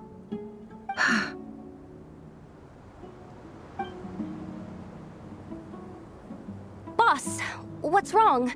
You look like you've seen a ghost. We've been tricked. We never left at all. Somehow I hallucinated that whole scene back inside the office. Hallucinated? But how? How indeed. This place should heed my will alone. All thoughts and actions that occur in here are just a result of pawns moving across the chessboard in a carefully calculated manner. And nobody has access to this chess set but me. So you control everything in here? More or less. But yes, it's a special technique of mine. Has anything like this ever happened before? Only once. It was the first time I used the chess set. Is there any similarity between what happened then and what's happening now? I suppose my thoughts are a little turbulent, which was also the case my first time. Is there anything I can do to help? The first clause of your contract clearly states that I only need your help with things that I'm too lazy to do myself. Meaning, you're not feeling lazy right now? Meaning, this is not something Yehoda can help with. The chess set is a personal treasure that I alone understand. I must be the one to find our way out of here. Boss, it's fine. Really. Let me do something useful. Oh, listen to you. Whatever would I do without you, Yehoda? What? Really? Yes, really. Where would I ever find another employee as obedient and servile as you? God forbid anything ever happens to you. Oh, okay. Well, anyway, I was thinking of fetching some water. There's gotta be a source around here somewhere. I suggest everyone finds someplace comfortable to take a rest. We gotta conserve our energy. Even though all this chess malarkey doesn't exist in a physical sense, mentally speaking, it's all real. And so is our tiredness and fatigue. You don't want to dismiss mental fatigue. Just because it isn't physical doesn't mean it's any less serious. But anyway, I got your backs, so don't worry about a thing. Don't I have the best employees? Jealous much? If we can find a suitable time, I'd love to borrow Yehoda for a day to help out at the Frost Moon Scions. Would you be amenable to that, Boss Nefer? Oh, Lauma. Have I ever told you just how pretty you are? Beauty runs from the tips of your antlers to the depths of your imagination. Time to rally, everyone. Follow me. As we continue our journey, the same rules will apply. That means stay focused and no talking no matter what we encounter. And don't disturb the chess pieces. You have my word that I will get us all out of here. I wasn't expecting visitors at this hour. Wait, is that? Oh, it's him. There you are! Sinue's been looking for you all day. I think he has some news for you. Oh yeah? What were you doing just now, Uncle Retinue? Hiding away some more loose change? I know I saw some Mora. What do you mean, loose change? Oh, come on, I'm too old for this. Just pretend you saw nothing. Hey, kid. Mind telling me what Sinuhe's been up to recently? I'm trying to get in his good books and I need a way in. Get in his good books? Why? What do you want with my dad, Uncle Apepi? I've written a new song. I was hoping to showcase it at the next festival, but I'll need his approval. A new song, huh? I'd love to stay and listen, but unfortunately, Uncle Retinue says my dad's looking for me. Well, there's plenty of time and I'm not going anywhere. See that pile of stones? I'll be sitting there warming up my vocal cords. come find me when you're done. Pile of stones. Got it. Hi, Dad. Uncle Retinue said you were looking for me. Ah, there's my little princess. If you'd gotten back just a little sooner, you could have shared the spoils of war with me. Spoils of war? Who were you fighting against, Dad? It was just a figure of speech. The aftermath of a sandstorm is no time to be waging war. I was talking about our war against thirst. I went out to fix our water supply problem, and now I'm back. Which means... We have a well again! That's right. I found a new one and brought back as much water as I could carry. It should last us for a good while. If it wasn't for these blasted sandstorms, our wells wouldn't be caving in. You wouldn't be spending all your time out searching for new water sources. As the chief of our tribe, I'm supposed to be leading us out of hardship and poverty, onto better things. You know how prosperous our ancestors were. I've told you all the stories. And look at us now, squeezed into these hovels. No one would choose this, if it wasn't for the endless wars over the years. But things are looking up. I started working with some folks from the academia a few months back. They gave me some contacts in return for my assistance in the desert. So you're the academia's helper now? Special ambassador, they call it. Think of it as a partnership. It's nothing bad, okay? We've been isolated here in the desert for too long. Seeking opportunities elsewhere is the best thing for us, and the fastest way to progress. So, do you get anything good out of being a special ambassador? Of course. My luck's improving all the time. One day, I swear I'm gonna lead us out of this place. We'll find somewhere new. Somewhere better. That's our well, and you know it. You stole from us. Well, you've gone from chief to thief, and now you have to face the consequences. Did you really think you could take our water without permission and get away with it? You're either brave, stupid, or both. And that special ambassador act? Yeah, nice try. We spoke to the academia. They said it was all news to them. You're a liar and a cheat!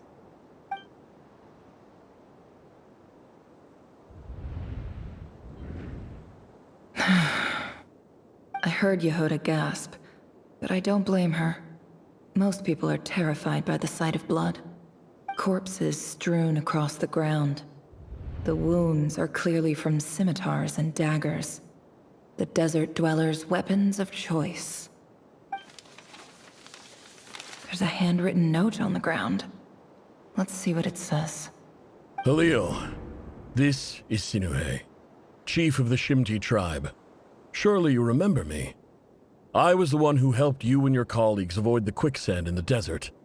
This is my second time writing to you. I assume my last letter must have gotten lost in the mail, as I didn't receive a reply. I hope this one makes it to you safely. I'm writing to you because I need some help. That sandstorm the other day completely blocked up our well, forcing me to look for another water source in Iab and Unut territory. It was a matter of survival. Praise the gods. The well of the Iab tribe was intact. It was my last resort. I drew what water I could and left, but not without being spotted. I fear they will retaliate.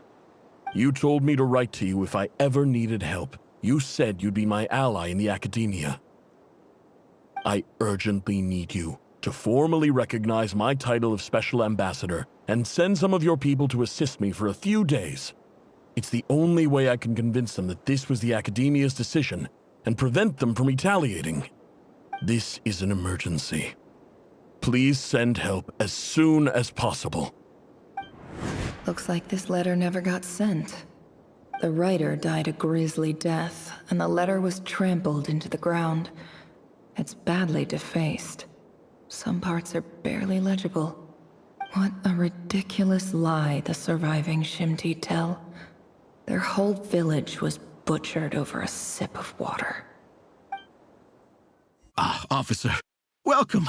welcome to our humble village. I thought you would at least have the courtesy to provide some respectable libations. This is the finest wine Aru village has to offer. I promise.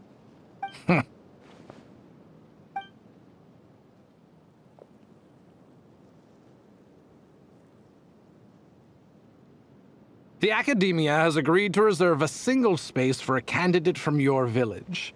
But I remain skeptical of this entire endeavor.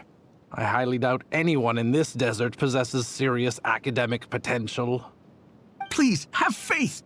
If not in us, then in our god. The child we found shows great promise. I beg you, take her away from this place. Give her a chance. Don't let her talent go to waste. I don't recognize her. New arrival? She showed up here a few days ago and we took her in. She's a really bright kid. Please help. I'm begging you. So, where are you from? Nowhere special. Just a sand dune. What about the rest of your family? How many of you are there? Just the one.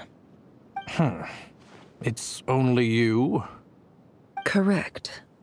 So, no brothers, no sisters, no mother or father? Any who have slept on a bed of sand, I call my brothers and my sisters. Apart from that, I have no family. All right. Get over here. Sign your name on the form.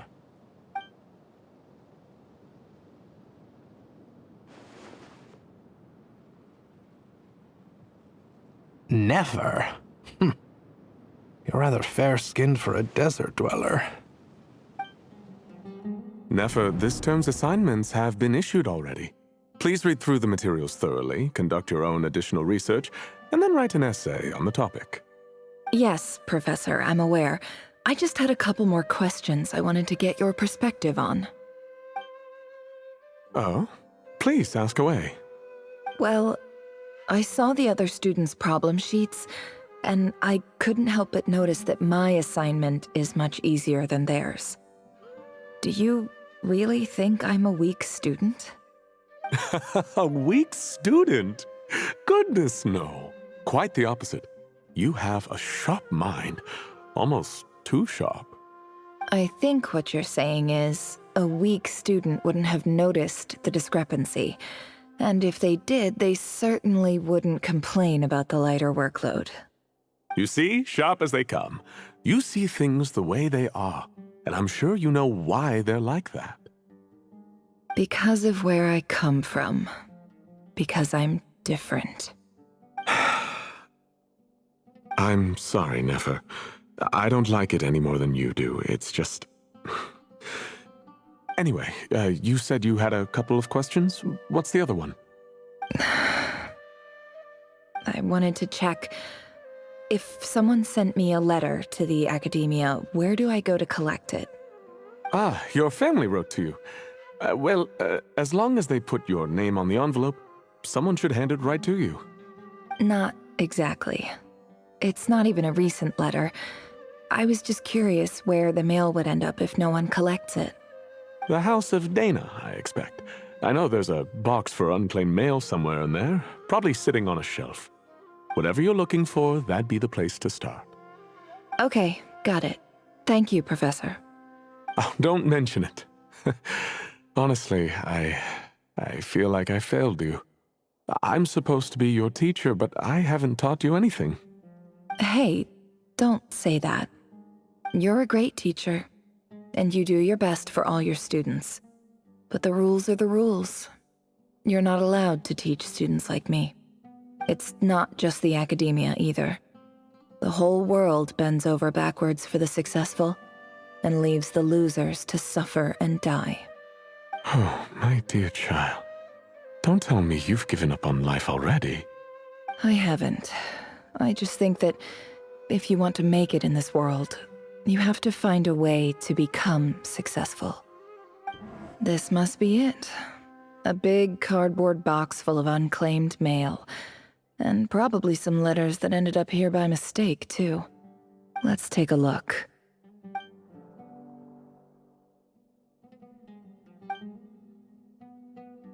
A dilapidation survey from Port Ormos. Looks like it's from a Core of 30 representative. What a strange thought. A bunch of mercs losing sleep over rundown buildings. This one was never even opened. I guess the recipient didn't care what the Core of 30 had to say about anything. Who was it addressed to? I don't recognize the name, but it must have been a Kasharawar professor.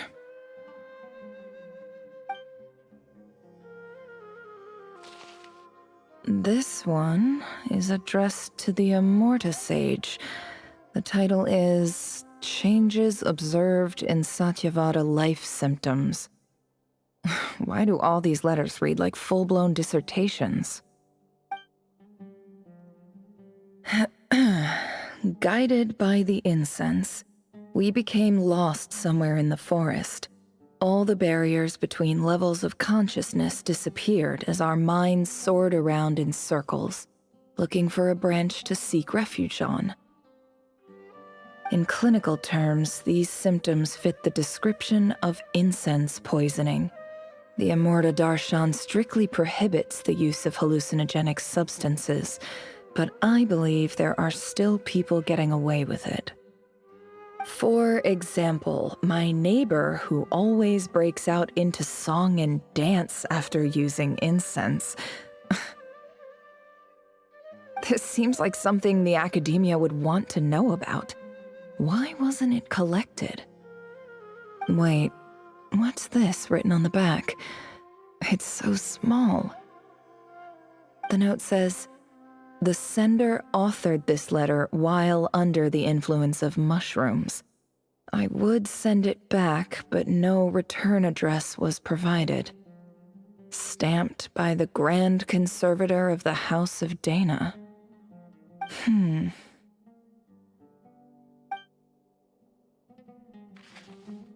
This next one is addressed to Grand Sage Azar. A few words of protest regarding recent changes in Sumeru's educational policy. In recent years, the academia has taken on a small number of students from the desert region, as per the policy to this effect. However, it appears to me that these students have not, in fact, been provided with educational opportunities that are, in any meaningful sense, equal to those enjoyed by their peers. As well as receiving dumbed-down assignments and perfunctory tutoring, they do not even have full access to the Akasha system. Education is the fundamental purpose of this institution, which should go without saying in a nation whose founding virtues are knowledge and wisdom. I ask you, is the lip service we pay to the policy of education for desert students truly the standard of pedagogy to which the academia aspires?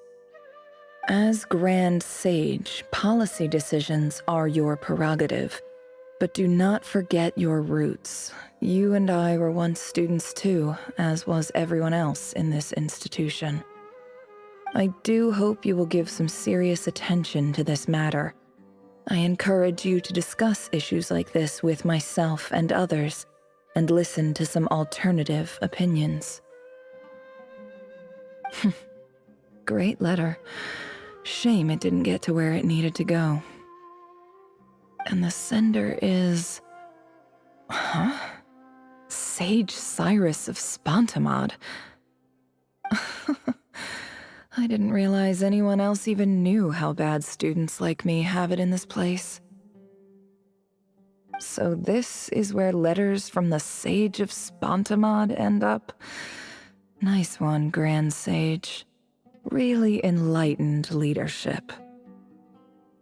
Whatever. This isn't what I came here for. Moving on. I'm not exactly holding out hope that a letter sent from the desert would even make it here. But if it did, where else would it end up if not in this box? I can't believe how much discarded mail there is. Must have been years since someone last went through it all. And this is just one box. The whole house of Dana is boxes on shelves. I don't believe for 1 second that any human being has sat down and read through all the documents in this place. Who has that much free time on their hands?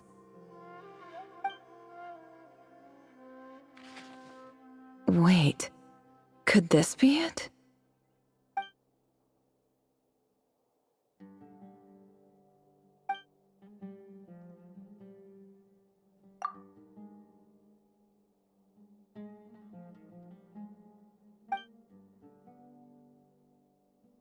Greetings, Halil. My name is Sinuhe, chief of the Shimti tribe. I was the one who came to you and your colleague's aid when you ran into trouble in the Great Red Sand. I don't know how well you remember it now, but I brought you to safety and gave you some water and other supplies. You seemed very pleased and told me your name. In my tribe, learning a person's true name is serious business, and I therefore see you all as friends. You were kind enough to leave your contact details, so we could stay in touch. The Shimti tribe lives a harsh, nomadic existence in the desert. You were sympathetic towards my plight, promising to make me a special ambassador of the academia and help us find a way to make a better living. This brings me to my reason for writing. Our tribe has fallen on particularly hard times, and I would like to ask for your assistance. There was a terrible sandstorm a few days ago, which blocked up the well in our land. To ensure my people's survival, I had no choice but to venture into Iyab and Unut territory in search of an alternate water source. The Iyab and Unut are descended from the Thamudians, while we trace our ancestry to Tulatala. We worship the Lord of Flowers and have had relatively good relations with our fellow tribes up until now. I found a well belonging to the Iyab tribe.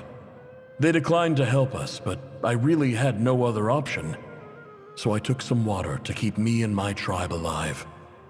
My actions are certain to incur their wrath. When we met, you assured me that you would be my ally in the academia. I would like to take you up on that offer, because I really need your help. I wonder if you could send an academia representative to meet with me. That aside, the last time you were here, you mentioned that the academia had started accepting students from the desert, and I told you a little about my daughter, Nefer. We have next to no resources here in the desert, and my power and influence are limited. Would you consider enrolling my daughter at the academia? She is a smart girl. I know she won't disappoint you. From the outset, the academia never took you seriously. Those things they promised were just empty words. I doubt they even remember the name Sinuhe. And you were so emphatic that your luck had finally changed for the better. You swore you'd lead us to a better place one day. You spoke with such conviction, like you were the most powerful chief in the whole desert. You liar. You lied about everything. You promised the world and delivered on none of it. And who fell for it? Just me, by the looks of it. Despite your best efforts. Which makes you a pathetic liar. You weren't even any good at it. I think I'll take over from here. Let me show you how it's done. I just came to say goodbye. Thanks for everything you've done for me in my time here. Nefer? You packed your bags. Where are you going? I'm quitting. Something's come up in my hometown. Gonna head back and deal with it. Huh? But This was a hard-won opportunity for you. You know that better than I do. It was, but it doesn't matter. I have more important things to deal with, and they can't wait. Oh, and I didn't want to overfill my bags, so I left some incense on your desk.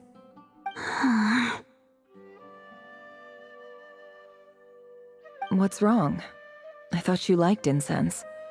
Although, I did read somewhere in the House of Dana that it has hallucinogenic effects. Don't use it all at once, all right? Isn't this the stuff you brought from your hometown? You're just letting me have it? But you said it's a rare and valuable commodity. Yeah, about that. I lied. It's not rare at all.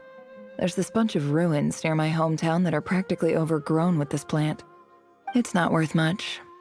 Keep it, it's fine. But never... All right, that's all from me. You take care.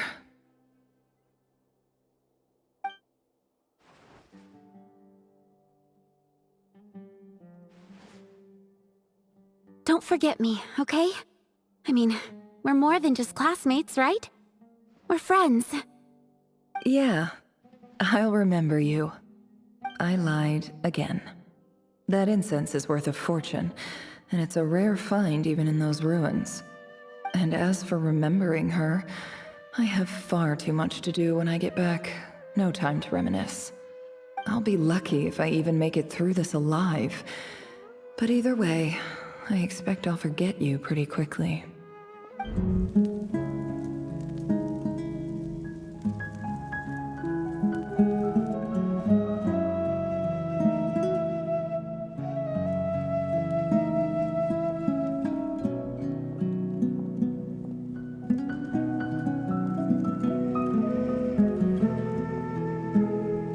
It's a pleasure to meet you, Mr. Arif. So, what does the Academia want? Since they've sent their special ambassador, I assume there's a big business deal to be made. If not, I'd be very disappointed.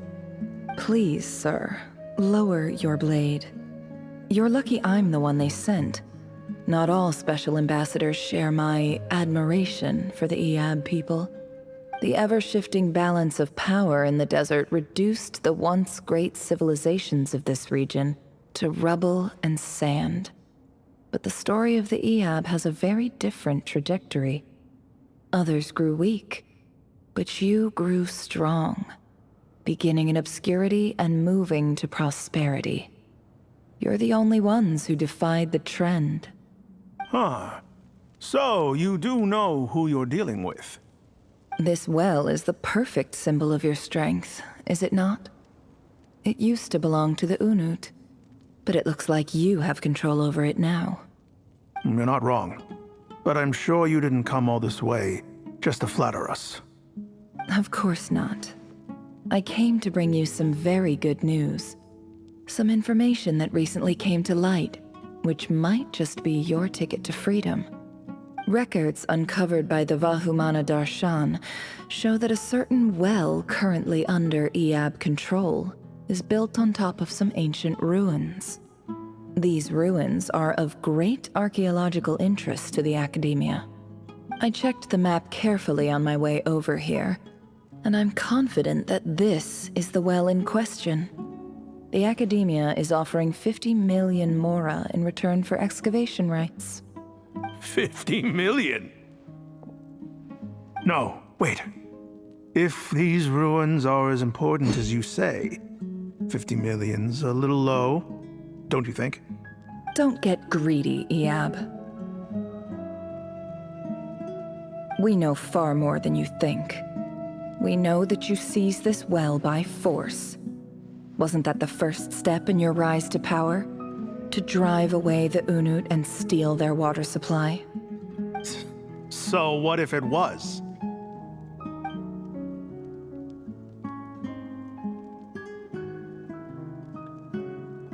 Don't worry.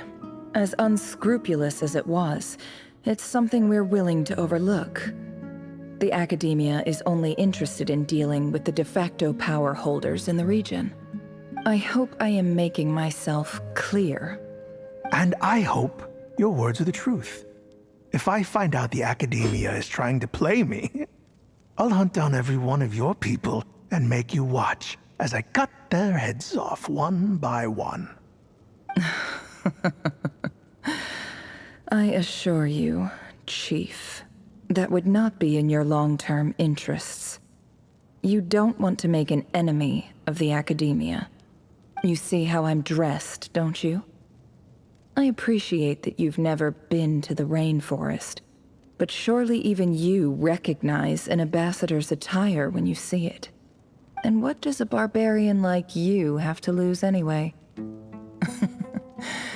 You really think the Sumeru Academia would bother to come all this way just to lie to you?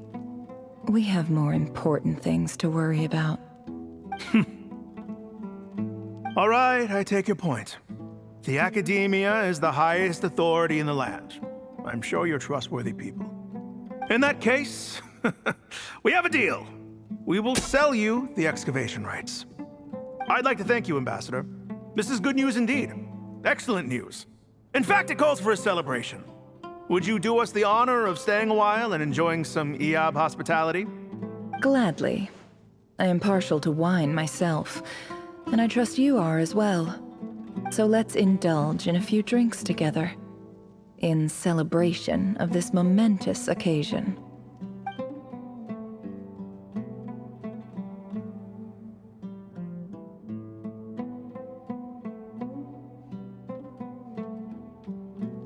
Chief! Chief, it's an emergency! It's the Unut. They've taken the well. What? Well, don't just stand there. Take it back.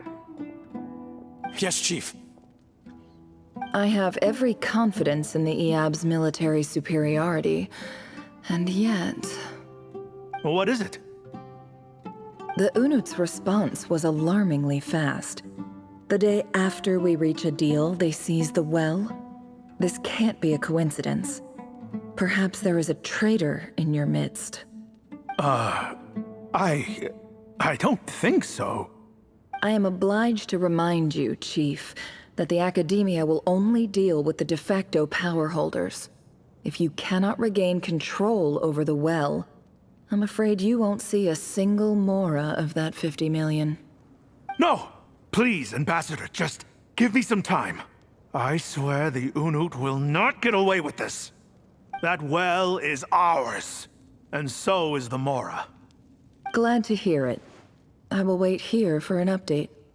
If there is a traitor, I will find them. In the meantime, make yourself at home. I'll report back as soon as I have an update. Much obliged. Wow. All it took was a few words and I've got him wrapped around my finger. What an amazing feeling. So, in summary, Ambassador, the Academia would rather negotiate with our tribe instead of the Eab, yes? The Eab are ruthless murderers who don't listen to reason. And now they have the gall to interfere in our research projects in the desert region. So let me ask you, Chief, if you were the Academia, what would you do? Kill them all, of course. Precisely. The Academia does not tolerate those who stand in our way. The Eab have held back our academic pursuits for too long, and our patience is wearing thin. At the same time, there is simply no way that the Academia can be seen to be intervening in desert affairs. I'm sure you understand where I'm coming from. We have our own rules out here. If the rainforest dwellers raised arms against a desert tribe, you'd start a bloody war. Right. We can't confront them ourselves, but we can support their enemies. The Unut have always had strained relations with the Eab, which makes you our natural allies. Natural allies. Weren't the Eab your allies once?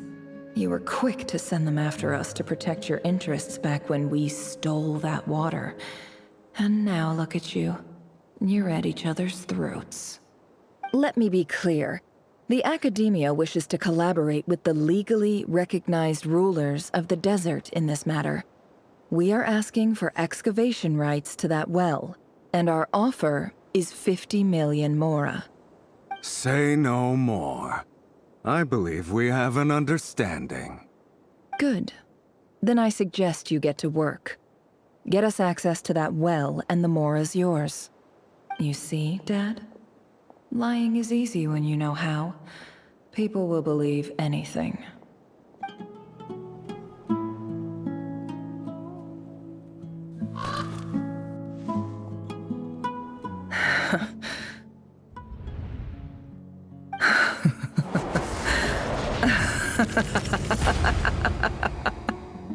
Look at yourselves. You may be vile, savage monsters, but your butchered bodies bleed like any others. You're no different. You're nothing special at all. The monsters who destroyed my home, they're just ordinary, petty human beings.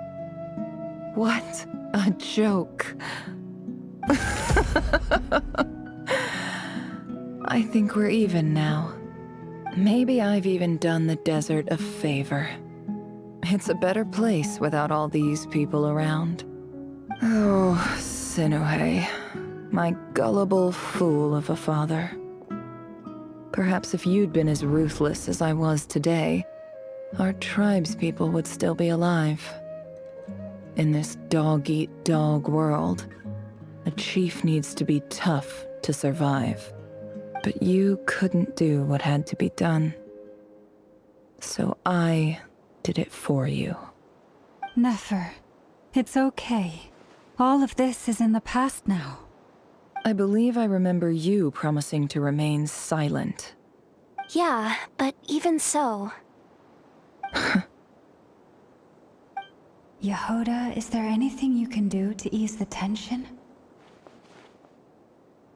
All right, time for a sharp turn onto a completely different topic. So, anyway, that's enough of that. When are we getting out of this place? Feels like we've been walking forever. I'm getting pretty tired. Oh, Alma, you tired? Yes. If we can find somewhere to sit down, I could certainly do with a rest. It's not far now. There should be a temple just up ahead. Yes. Really? A temple? That's where this story ends? I guess that's how things go in the desert. Desert dwellers can never escape their destiny. Or so everyone says. I never wanted to believe it, but looking back now, I'm as desert as they come. You mentioned a temple. What's waiting for us there? My biggest trade secret of all. Ah. Then I'm guessing it's where you got your power from. The power to peer into other people's minds. I didn't know you were clued up on any other religions. I'm no expert in the history of Sumeru, but since you come from the desert, I would imagine it has something to do with King Deshret. Sounds impressive. Ah, I know who you mean. General Mahamatra Sino. The spirit of Hermanubis dwells within him. That's Boss Neff for ya. She knows everything. Sino's hardly a figure of obscurity, but I know about Sethos too. What about him? Is he a big deal or something? Well, he's not a small deal, let's put it that way. Please, this is the bare-bone basics. Save the flattery. Thanks for your patience, everyone. I'm sure it's been a lot to take in. With any luck, that's our exit just up ahead.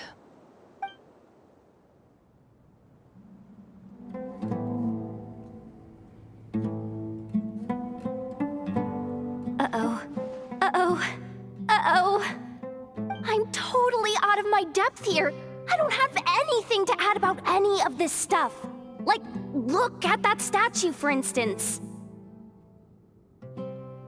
I want to do the whole name-dropping, this girl knows her stuff thing too, but I've never seen anything like it before. A statue with the head of a bird. That's Thoth, the Ibis King, one of the 7 pillars of King Deshret. The legends say that he, the Crocodile King, and the Goat King were the 3 retainers of King Deshret. Let's take a look.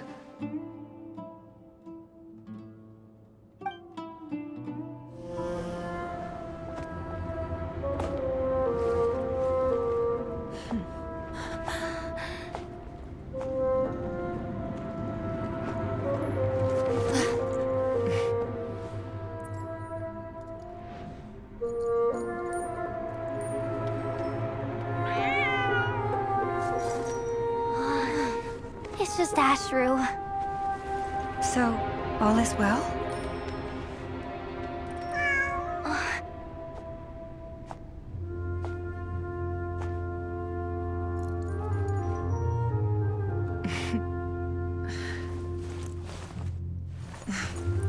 Typically speaking, at this point, the world disintegrates. Then we find ourselves back in the outside world.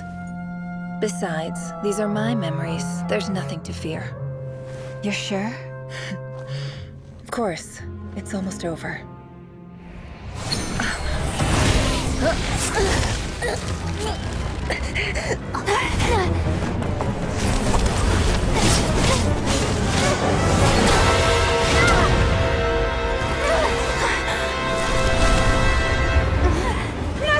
Hold on!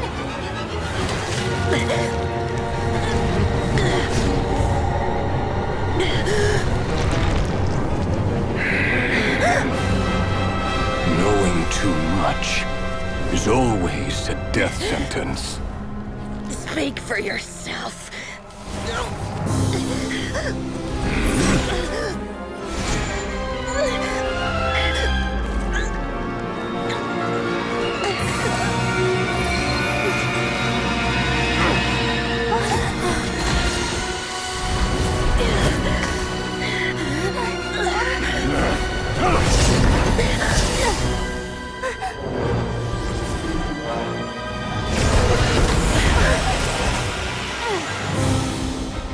How repulsive.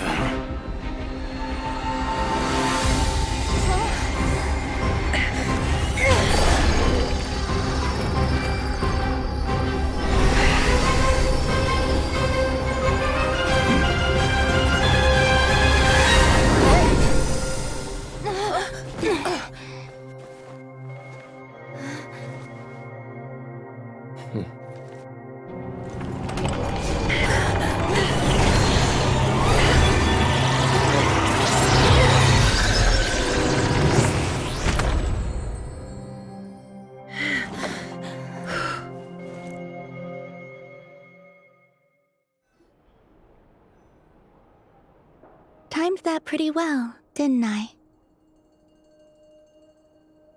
It's okay. I'm just glad no one was hurt. Paimon noticed you doing something too, Dainsleif. Were you helping get them out? Of course. When I asked Nefer to conduct this investigation, I was not naive to the dangers involved. I had a duty to ensure your safety. Good to know your sense of justice is still intact after all these years. I take that to mean that you saw the truth. That comes as a great relief. I certainly did. And thanks to your help, I also managed to trap Rerir inside the chess set. Whoa, really? How'd you manage that? Well, to be honest, I sensed that something was wrong long before we made it to the temple.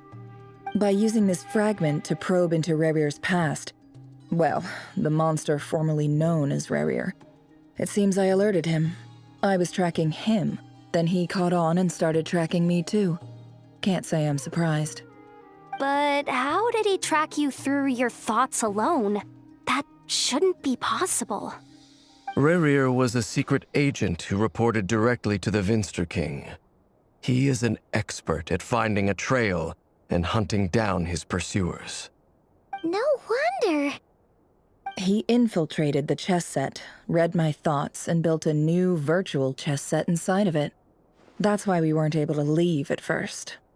Speaking of your chess set, it's quite a remarkable item. Would I be right in thinking you have some connection to King Deshret? You overestimate me. I only have a connection with one of his underlings, the Ibis King. You all saw how this came to be. A long time ago, the Iab massacred my tribe, the Shimti, in our home village. A few years later, I enrolled in the academia, where some new information came to light. The Unut and the Iab fought a bitter battle over the rights to a well, all for the sake of a non-existent 50 million mora. The Iab ultimately won that confrontation, but their victory came at the cost of almost every warrior in the tribe.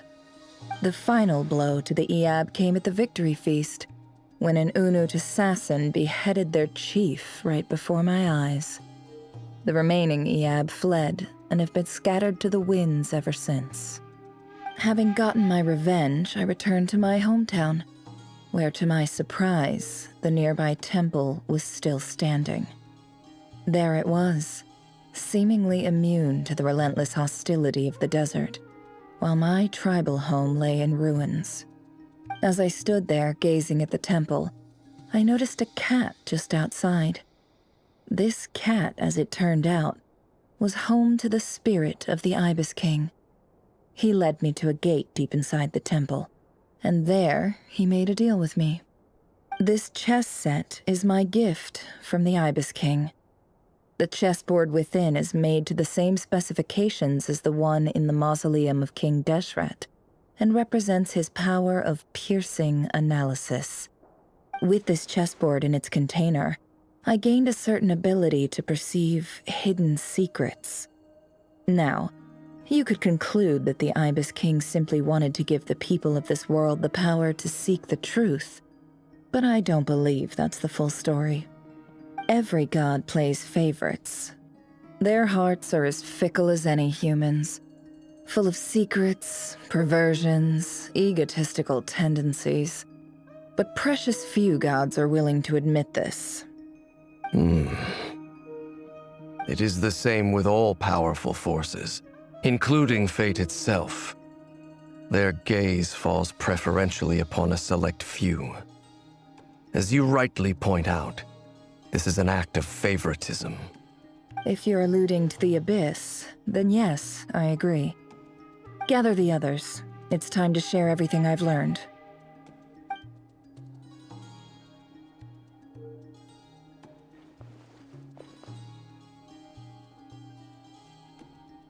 Thank you all for being here.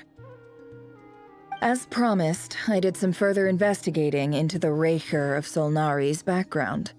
I am pleased to report that the investigation has been most fruitful indeed. The Rerir of Solnari, real name Rerir, was once a Khanrian subject who served the Vinster King.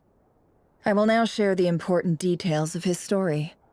Please save any questions or comments for the end.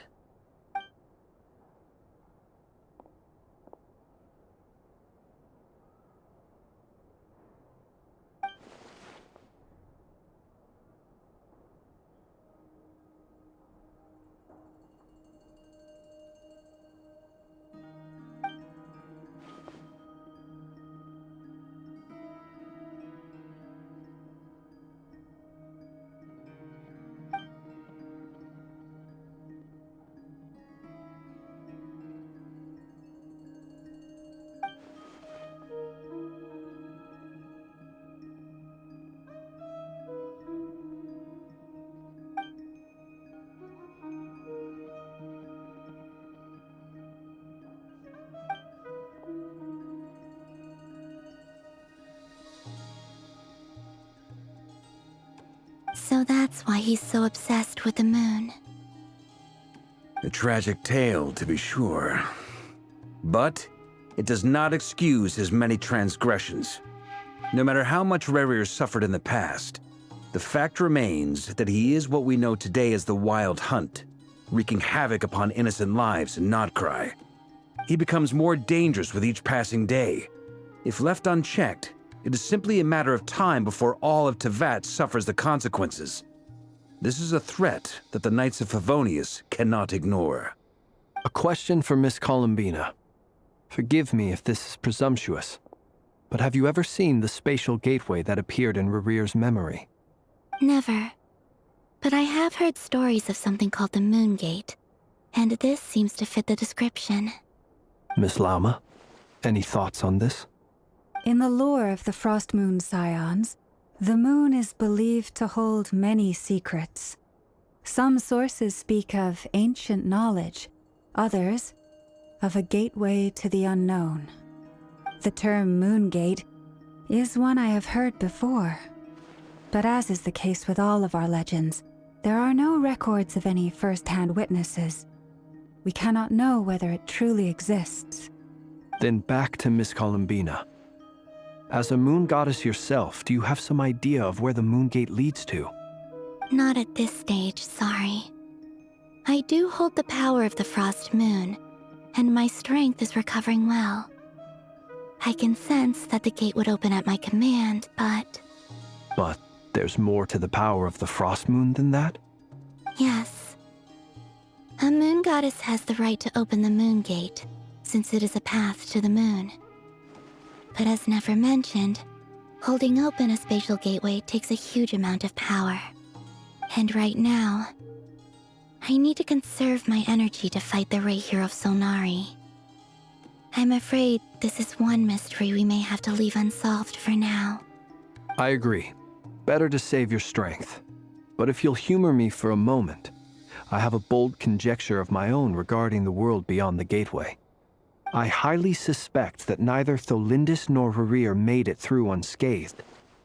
The evidence pointing to this is the fact that the Rerir of Solnari exists in the form of countless fragments. With the abyssal power he wields, no ordinary foe can touch him, let alone tear him to shreds. And yet, the wild hunt proliferates wherever his scattered fragments lie, drawing hordes of monsters to many different locations across the land. So your theory is that Rerir was physically torn to shreds by some powerful force? Hence, why the Wild Hunt is a distributed phenomenon, rather than a unified one? Makes sense to me. Explains why the Wild Hunt is so pervasive, and why he's been trying to piece himself back together. He was whole to begin with, and he wants to be whole again. Without the power of the Abyss on his side, he almost certainly would have perished the moment he was torn apart. But the Abyss, much like a curse, has kept him alive. I could not agree more. The power of the Abyss is most surely a curse. It is a compelling explanation, and one that accords with my present understanding of Abyss creatures. Whether the life form in question is primitive or advanced, if a curse has extended its lifespan unnaturally, it will continue to survive in spite of everything. This raises some interesting questions. I will run some experiments and see if there is any validity to my suspicions.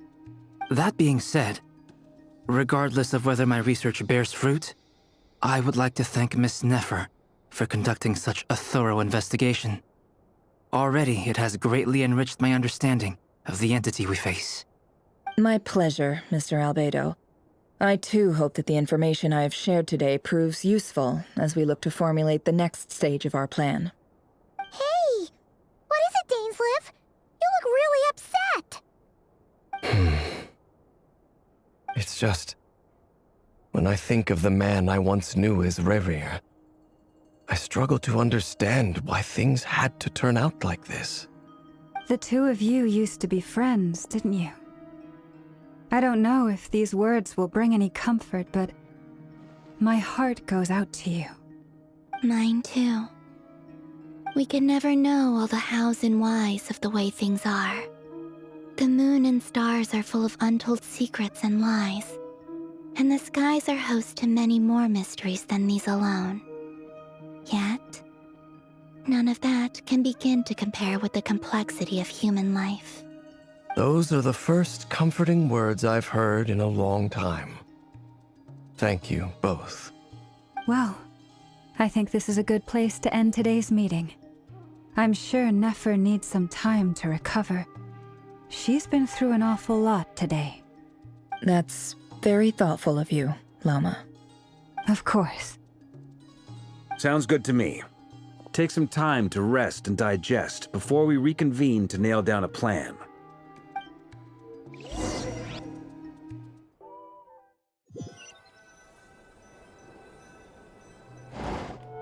Hey, is this a bad time? Hope I didn't kill the conversation.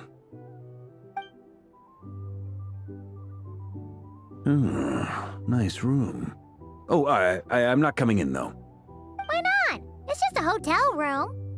If it's all the same, I'll just stay out here. I might not look the part, but I'm technically a knight. Barging into people's private quarters isn't the kind of thing we do.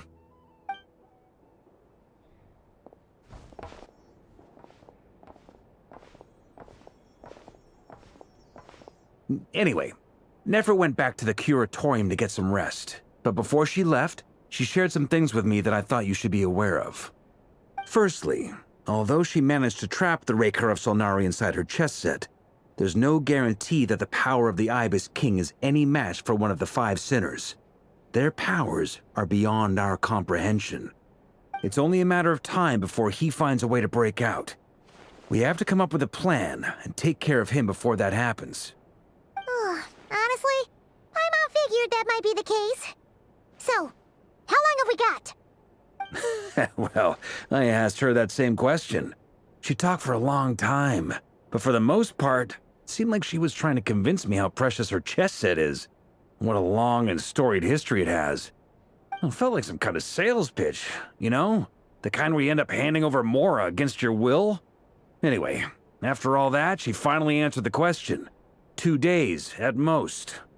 2 days? Holy moly! Can we even recruit enough help in that time? That remains to be seen. Which brings me to the second issue. Dainsleif is obviously conflicted about this whole thing. But given how little time we have, there's no way we can pull this off without his help. You have some history with him, right? Do you think maybe you could talk to him for us? Great, I appreciate it. All right, on to item 3. So, Albedo, Durin, and I put our heads together and came up with a plan. Can't promise it's gonna work yet, but at least it's a start. We figured we'd bounce the idea off you first. We'll explore it further once everyone's recovered. Oh, Paimon's dying to hear this. All right, so here's what we're thinking.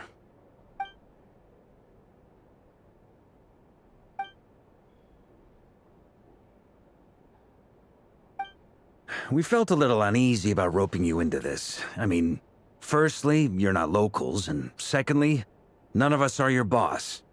You're well within your rights to refuse if you so choose. Roping us in? Why would you even say that? We know the stakes here. It's all of us against the Rerir of Solnari, or none of us stand a chance. I choose my words very intentionally, I'll have you know. I like to think there's an art to striking a down-to-earth tone even when the stakes are through the roof. Sir Varka, I have a few thoughts about this plan. I'm all ears. I think we can be more flexible with how the roles are allocated. In my view, the most sensible lineup would be like this.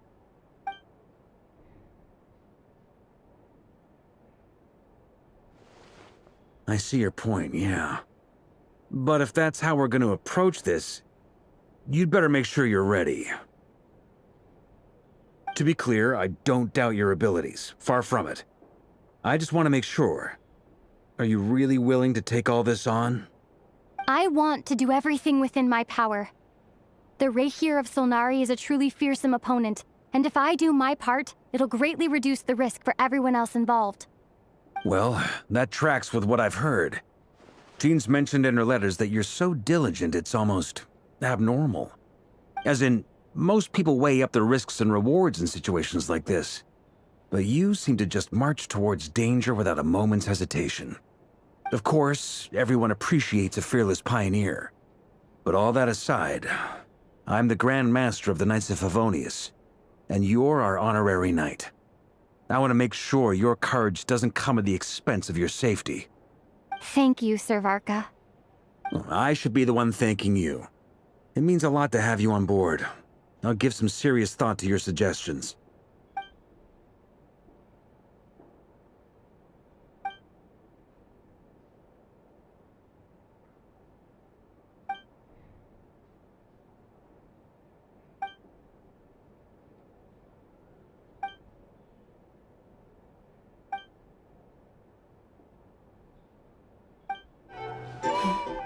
This is a thorough plan, but I do have one last question before we take action. How can we be sure that our enemy won't leave the designated area? Great question. Albedo's been hard at work analyzing Rerir and the Wild Hunt's behavioral patterns. His conclusions are as follows. Firstly, from the earliest known confrontation until now, Rerir has never displayed any ability to manipulate the dimension of space. So it's unlikely he has any power in that domain. Secondly, he seems to have a particularly strong vendetta against our group. If we put him in a fight-or-flight situation, he'll choose to fight every time. Thirdly, finally, and most importantly, he is consumed by hatred, both for the moon and for his enemies. Turns out, we tick both of those boxes. We have a reincarnated moon in our ranks, and a spy who accessed his private memories without permission. He'll be baying for blood, not looking to escape. As someone who's had their fair share of interactions with the Wild Hunt, those all seem like valid observations to me. Understood. Then I will defer to the verdict of the group. Well, everyone, that's the plan in full detail. Albedo and Durin are carrying out their part as we speak. Plan approved. Scheduling. Okay, any firepower you need, I got you covered. Let's light this baby up. The Frost Moon Scions are behind you as well. And the rest of you?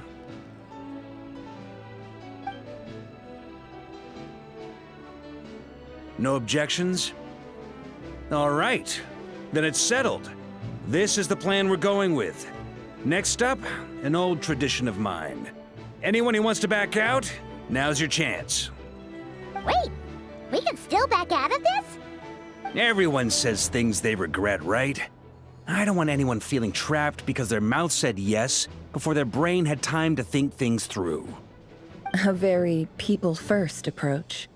I hear that's common practice in the Knights of Favonius. Heh. Who'd you hear it from? D-Luke? Shh. We don't use people's real names at work. This contact will be known only as Owl, please and thank you. This plan can only work if everyone does their part. Flint's and I will absolutely support it. We shall indeed. You'll be glad you accepted our help. Also, you are the last person I expected to see here, Miss Dory. It's not often I get called Dory in a work context. My peers usually call me Lord Sangamabe. So, the longer your name, the higher your net worth. Is that the idea here? In that case, Mr. Flint's here must be worth a fortune. That's right, I know your full name. It's... The walls are thin here. I'd appreciate you keeping that a secret. Okay, fine. I'm actually only here as a favor for someone else. Do you have any idea how much it would cost to hire me otherwise? Oh, does this mean someone out there actually has the power to boss Dory around? It most certainly does not. We have a long-standing and mutually beneficial business partnership. She's actually the mom of a friend of yours. Said mom supplied me with a great little trinket, but now that lady's ruined everything. If I don't start building a little goodwill now, my whole business in Nod-Krai is gonna go down the drain! Okay. So what exactly is so special about this pendant? It's a lucky charm that a great mage made for me. We have a business relationship, and she was worried that something bad might happen to me. So, she wanted me to have something that can store power to protect myself with. I finally got it all fully charged up with Kovaki, and then never went and used it all up at once! Never lost so big in my life! You're right. It was all my fault. I didn't mean to drain all the Kuvaki in the pendant, but I'll make it up to you. You will? Well, in that case, how about you give me your chess set, and we call it even? I knew you'd say that. Well, it's yours if you want it. In fact, take it now, and I'll even throw in a free Rerir of Solnari. Deal? You're putting me in a difficult position here. It's a very useful thing to have around, but I have a funny feeling it won't be around much longer. I guess we'll see in a couple of days. Looks like bankruptcy for me. Hey, don't be so pessimistic. See this through and you never know. You might find a new business opportunity on the other side.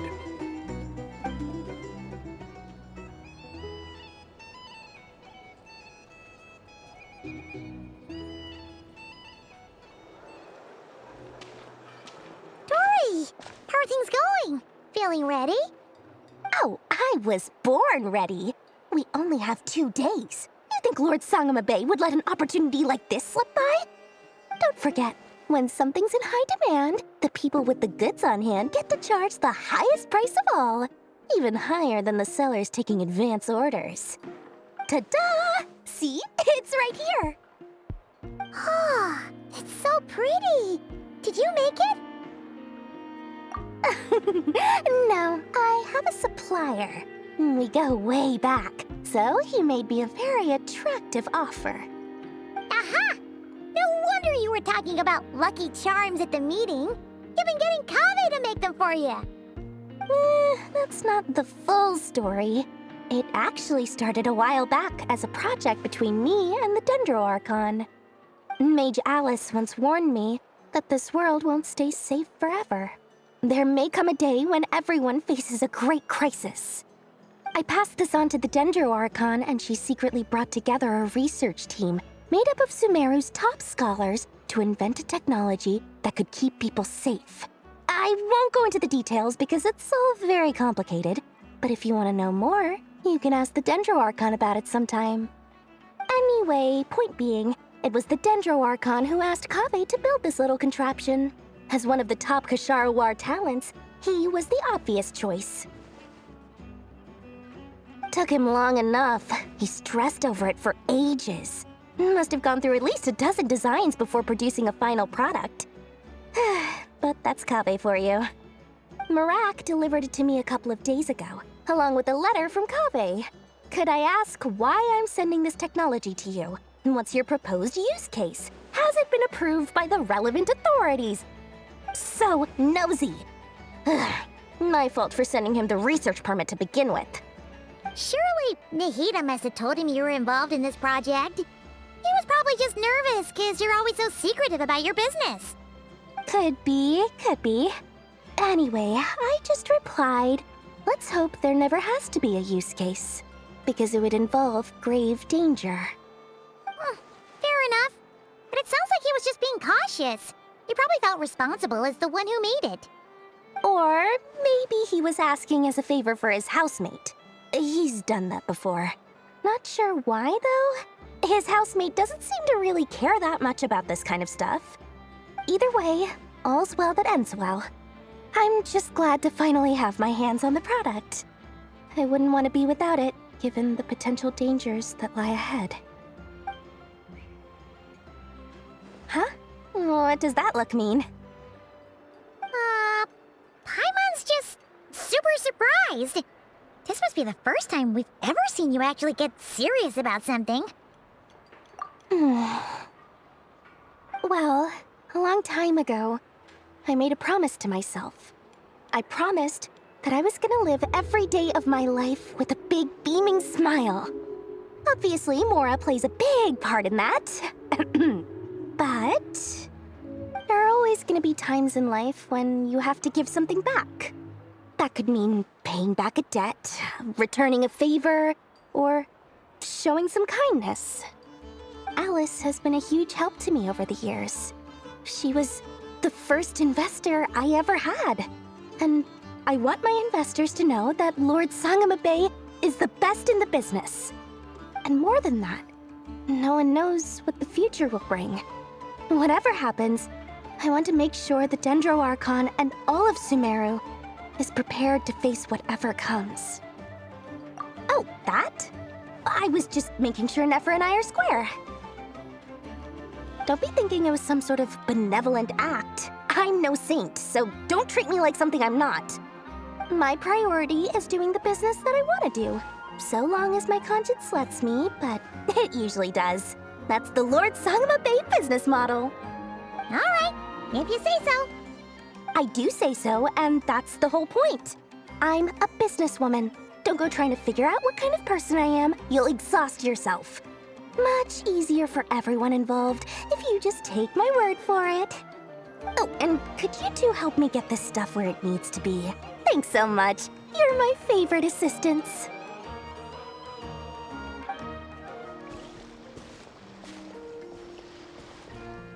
Traveler, Paimon. It's good to see you. Everything going smoothly over here? Sort of. As you're probably aware, Varka, Durin, and I captured some abyssal creatures from the Wild Hunt. Per the plan, we dissected and analyzed some samples of these creatures. The process went very smoothly.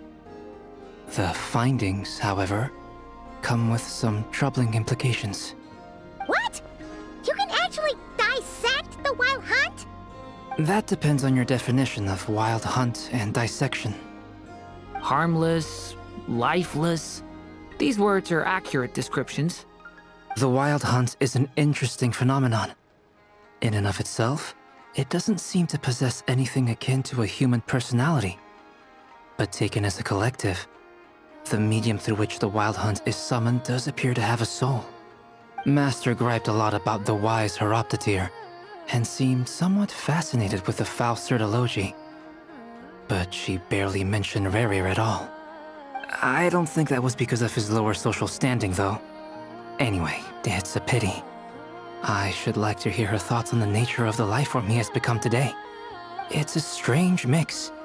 The furious energy of an abyssal being channeled through a fractured physical existence. A consequence of being torn apart by an unknown power. Perhaps the only explanation for his survival in this state is that he sacrificed a degree of individuality in exchange for a continued existence. Oh, sorry. Once I get talking about interesting research, I have a tendency to go on indefinitely. Back to our research findings. Essentially, they confirm my hypothesis. Rerir's corpse is completely contaminated by the Abyss, and the effects are irreversible. You could think of this as Rerir in mutated form. But in my view, even that would be inaccurate. In reality, his whole being has been consumed by the Abyss. In other words, he is now nothing more than a manifestation of abyssal power. Unfortunately, at present, we have no means of completely eradicating abyssal power. Hence, we cannot fundamentally destroy the Rerir of Solnari either. Oh, that's terrible news! So, that's it? We can't defeat him? Not even if we get the power of the Three Moons? Miss Columbina's situation is a difficult one. She can never achieve wholeness when the world does not accept her presence. It's as if her creator banished her to a place she can never be accepted. It means she spends most of her energy just on her own survival. Given the circumstances, it's only natural to despair. But we must see this plan through to the end. Time to kick off the backup plan. Oh, Paimon almost forgot! This is for you. Dory asked us to bring it. Ah, how wonderful. Well, thank you for making the trip. Durin and I will be heading off shortly. I'm sorry I won't be there to protect you in person this time. Please be careful. All right then. Stay safe.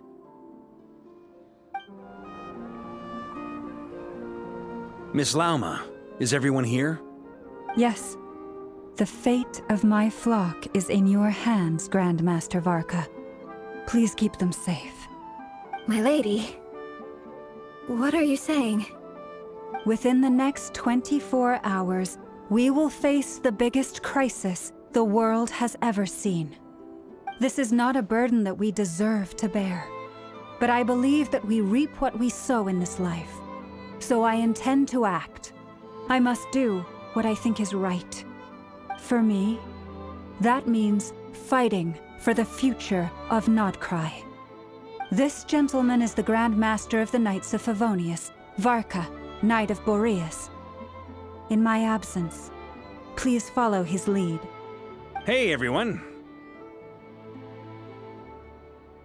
Guess I should introduce myself. Well, to start with, I know my way around a battlefield. Biggest strengths are honesty and hard-workingness. Anyway, point is, I don't intend to let Lauma down. I'm gonna do everything in my power to keep every last one of you safe and sound. Something on your mind? Miss Columbina, was it? I believe that's how the others addressed you. That's right. Names are funny things. Have you always been called Dainsleif? Yes. I take it your own name has a more complicated history. I have a different relationship with names than other people. To be honest, I'm not even sure that Columbina is my name. At least, not in the same way that Dainsleif is yours. But it's what everyone calls me, and I go along with it. A lot of my life has been that way. I get so used to things that I forget to question why they are so. I never used to think much about where names come from, or what they mean to people. Maybe something's wrong with me. You're different from other people. I sensed it the first time we met. You're more perceptive than most. I'm sure your long life and rich range of experience explains that. Do you ever find yourself missing Conria, Mr. Dainsleif? Difficult to answer. I have dreamed of the past many, many times. Sometimes I'm fighting tooth and nail. Other times I'm lying on the ground, defeated. I don't recall any happy moments from that time. It has been too long. Is that because hatred survives longer than love and affection? That would not be for me to say. I make no excuses for the grudges I bear. But whatever the reason, I remember little that was beautiful or sentimental. Thank you for your help with the Rerir situation. Without your efforts, I never could have learned the hidden truth of his story. You're welcome. I know he's your friend. Friend? He betrayed me. And I never really understood what he was going through in life. Some friendship, that is. Okay. So, do you plan to fight him with us? You see, you're torn. Now you know what really happened. You see the things he's done in a new light. I need some time. Of course. I completely understand. Anyone else in your position would feel conflicted too. Actually, I went through something similar myself recently. Something happened that changed my perspective on a situation. A situation I took for granted at the time, but now I feel very grateful for it. You mean the Harbingers who still support you, even though you've left the Fatui? Yes. I always thought they were only helping me because Harbingers are forced to work together. But then I abandoned them. A warrant was even put out for my arrest. And even now, they still support me. Which means I was wrong about them all along. Clearly, they view you as a friend. I feel a little guilty now. I regret not seeing her help for what it was, and not treasuring it. I see the guilt that you're feeling now, because I feel it too. Hopefully, talking about it will do us both some good. Have you noticed that the Traveler and Paimon are over there? I think they've been listening. Huh. Shall we say hello? Sure. Hello. Ah! They caught us!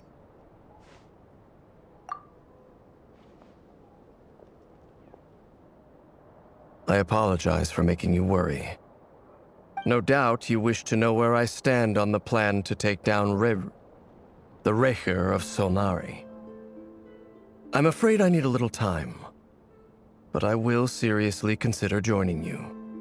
You will? Oh, thank you so much! Everyone will be so grateful to hear that!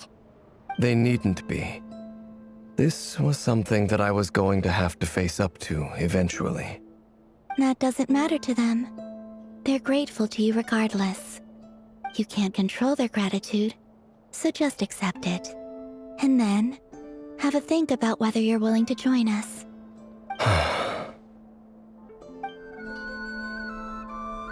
Ah, you're earlier than I expected. Hey, Flint's! Been waiting here long? Not too long. I came a little early so I'd have some time to think. Are you nervous about the battle? Quite the opposite. I'm reminiscing on my past battles. When I was awakened by the Ratniki, I had not touched a weapon in many years. I felt like the battlefield was not where I belonged. But after waging war against the Wild Hunt for so long, I came to realize something. A life of absolute peace is simply not a possibility for me. My restless flame indicates that somewhere inside of me, there is a deep yearning to root out the evil in this world. Oh, that doesn't sound like such a bad thing. Well, in the past, when I was a Fae whose primary concern was hibernation, it was hardly ideal. But it certainly serves me well here in the present. And I am delighted to be able to join forces with you in this endeavor. Looks like I'm not the first to arrive. Ah, Miss Lauma. Did you sleep okay last night?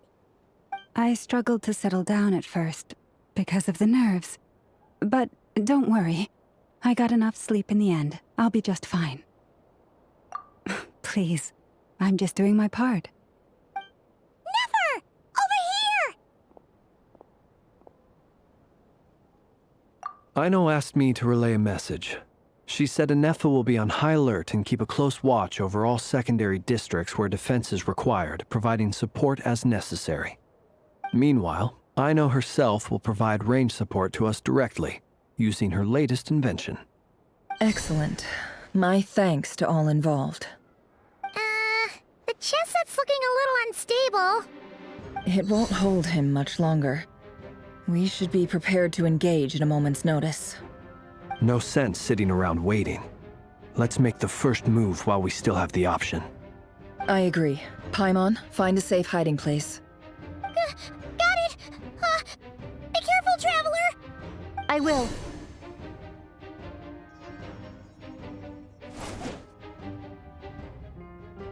Everyone, take your positions as soon as the battle starts. Every ounce of strength we have in our bones, let us bring to this fight. Ready? Let's go. I've seen all your futile ploys before. You have become the authors of your own demise. I wouldn't be so sure about that. You are merely a moment of sport before I tear down the moon.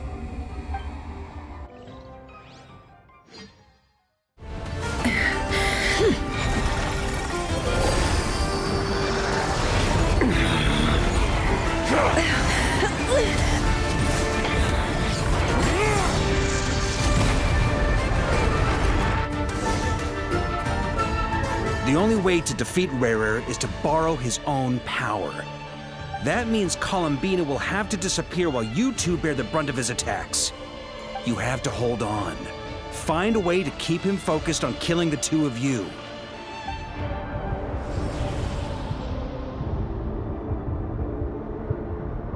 Never! Your eyes are bleeding. Soon you will be powerless to resist. And then, I will reduce you to dust. but that dust will plague your memories. Come on, keep holding on. Any other tricks up your sleeve? Let's see them. As entertaining as they are, you've backed yourself into a corner. You don't fool me. I see your fear clear as day. I have to stoke his rage, make him unleash everything.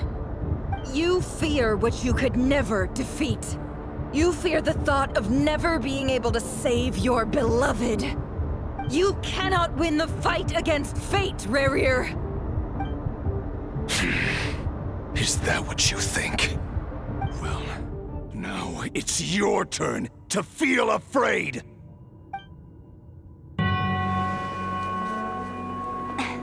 You fear the sound of your own name? Is it us you hate? Or is it what you've become? Let's see what becomes of you!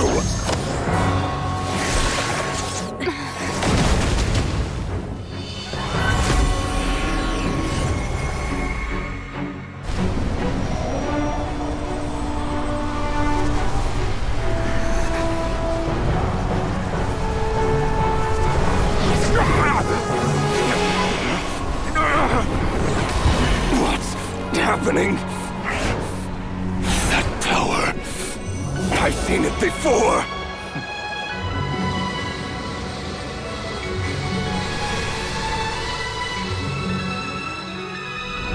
His power is on another level.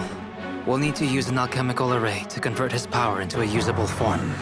Then quickly channel it into Columbina, rendering her powerful enough to compete with him. I'll join you. I can help. If I release enough abyssal energy into a confined space, it'll create a potential difference, allowing us to extract a huge amount of elemental energy. Next, I'll synchronize with everyone's minds using Pyro, then give you temporary access to their abilities and fields of view. But it won't last long.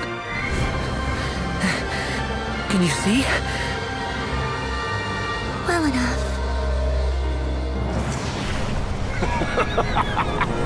So, we have a student of Gold Rhine-Daughter in our midst! How about that?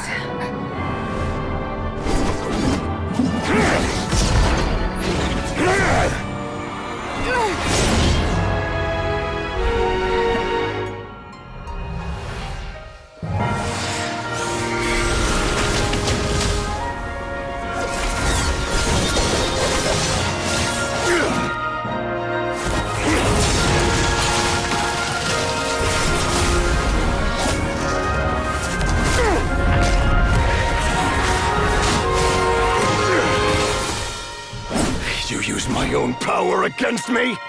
Just like how you stole Kuvaki. Look familiar?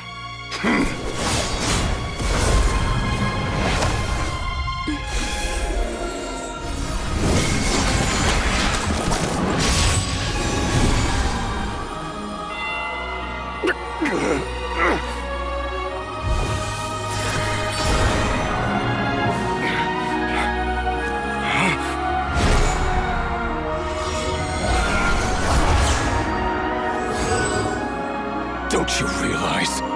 You don't have the power to hold that gate open! I don't, but someone else does.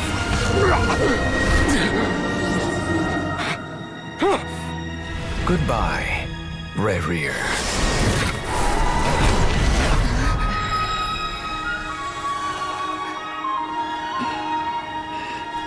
We won.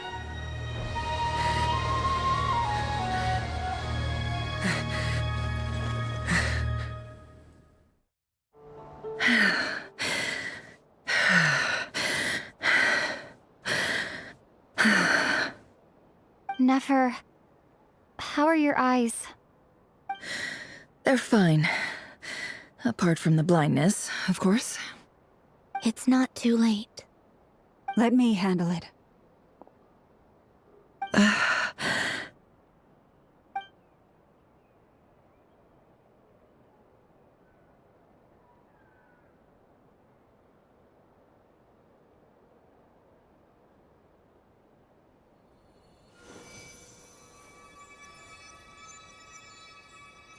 Miss Nefer.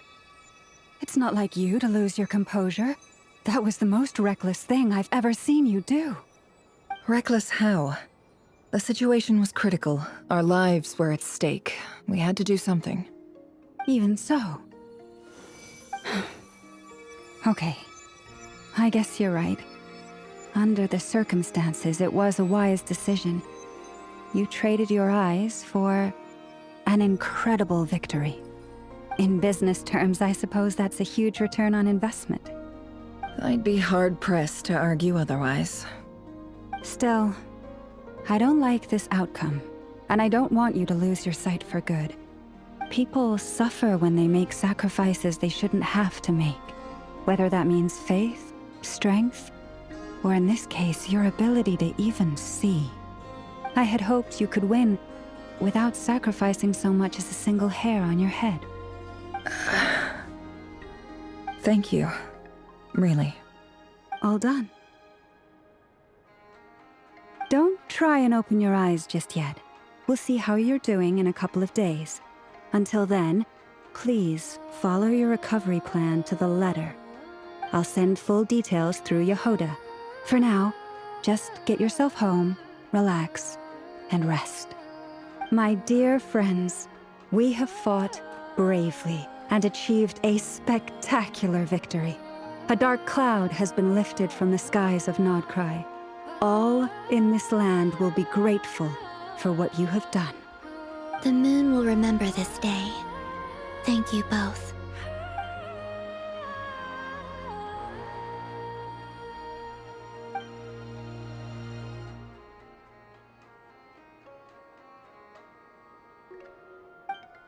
There's something I want to let you know. What is it? When Durin connected everyone's minds so I could access their powers, I also felt everything they felt. And since Nefer's eyes were injured, my eyes are hurting now too. Huh. Hold on. Let me try.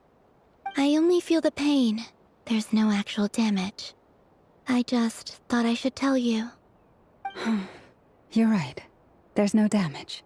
That's a relief. But I must say, I'm surprised to hear the Kutar share something like this with me. In the past, you never used to open up about yourself. Things are a little different now from how they were. I'm learning to share how I truly feel with my friends. Friends? You have no idea how glad I am to hear that.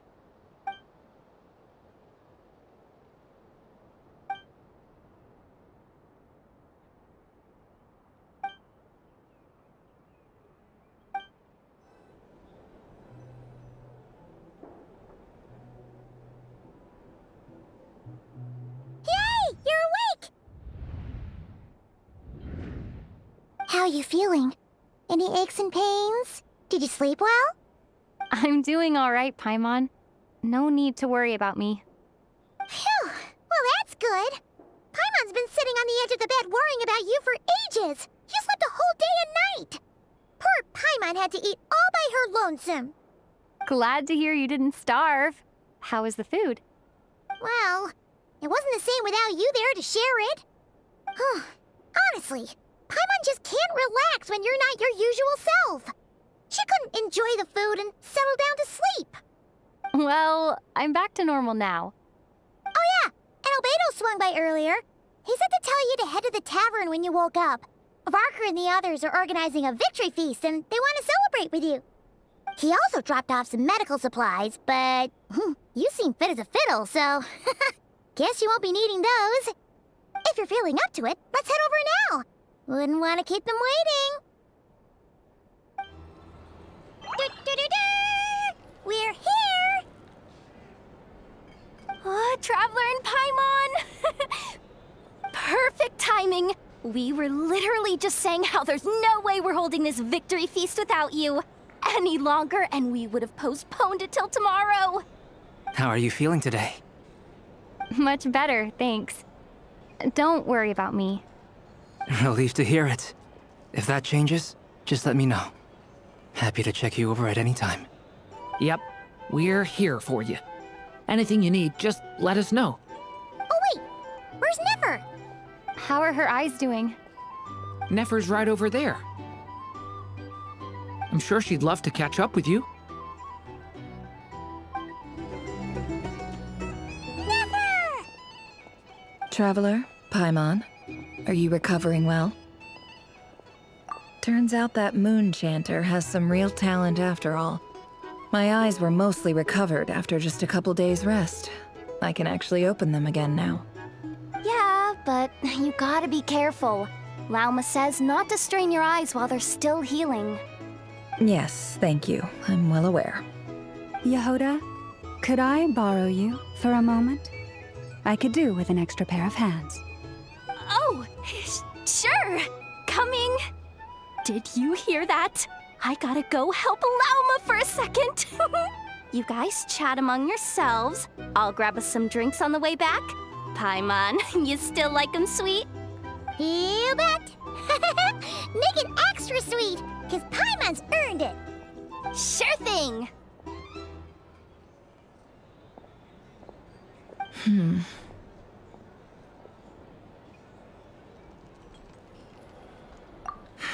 The Rerir of Solnari. Kind of a snake, don't you think? No, definitely a snake. A poisonous one who spewed his venomous hatred everywhere. Anyone who seeks revenge out of hatred for other people has become a snake. That's something my dad used to say. Perhaps. I'm sure it sounds like a very wise and open-hearted perspective to your ears. But me? I think hatred is a perfectly justifiable emotion. What else is left when everything you depended on in life gets stripped away? Something's gotta fuel that drive to keep on living. If you're worried about me, you can nip that in the bud. I'm not someone who gets stuck in the past. It's just... I suddenly feel like I was wrong to call my father a liar. He was just a fool. That's why the Academia turned their back on him, and why the other tribes ganged up on him. Oh, Father. How much better things could have been if you were a skilled liar. Look at the Ibis King.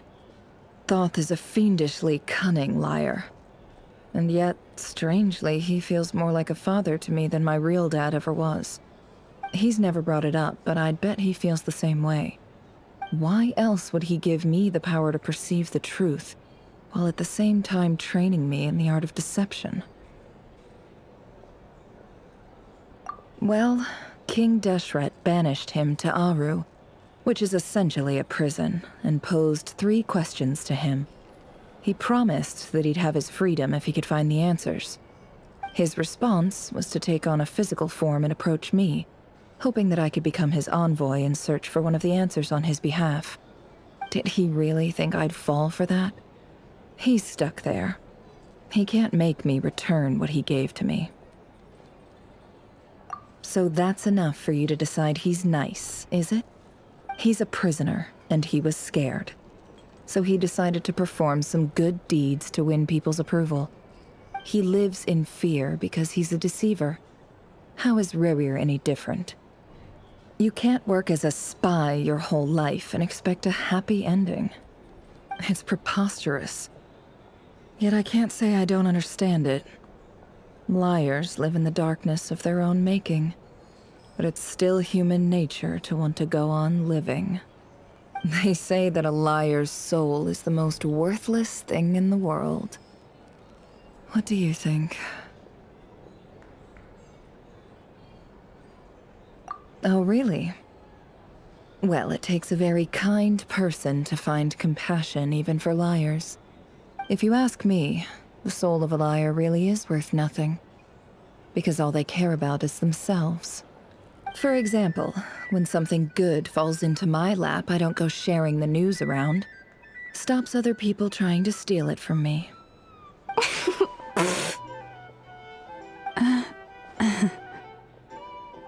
So be it. They have sharp ears. I can't keep anything from them. Oh, is that what it looks like? Well, you all know my past now, and I can't simply eliminate everyone who knows too much. So I guess I just have to put up with you. For the foreseeable future, at least. When you find yourself in a situation you can't control, the safest play is to keep calm and start monitoring everyone involved like a hawk. In the intelligence world, you need to have a sense of perspective and play your hand accordingly. If you understand what's at stake, please ensure my secret is safe with you. I trust you'll respect my wishes as a friend. But don't forget, I will also be watching you like a hawk. Very good. Oh wait! Now that the panic's over and we've all calmed down, Paimon suddenly remembered something. After all that build-up, our mystery ally never showed up even once!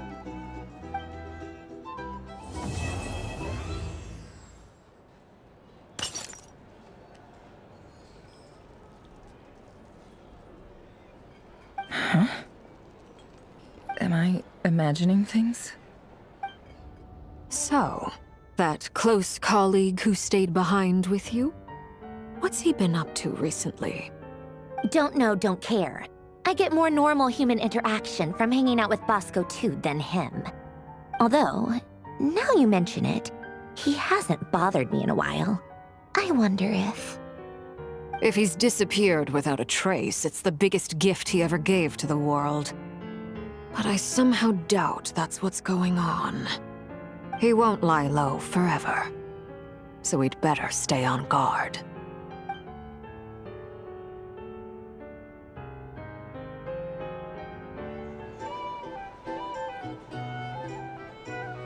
Ah, Lord Sangama Bay. How lovely to see you. I must thank you for the device you provided. It was an enormous help. Would I be right in thinking that it was developed by the Academia? Why come and ask me when you clearly know already?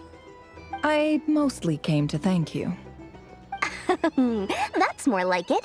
A little gratitude goes a long way with Lord Sangama Bay. Play your cards right, and you might even stand a chance of becoming my long-term supplier.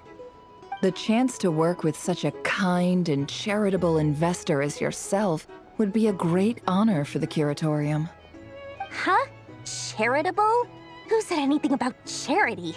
First time hearing about it. Let's see. The first plot of land you purchased in Nod-Krai, your desert interests, and... Stop! What do you think you're doing? Exposing my investment history! It's nothing to hide from. They're all perfectly legitimate investments.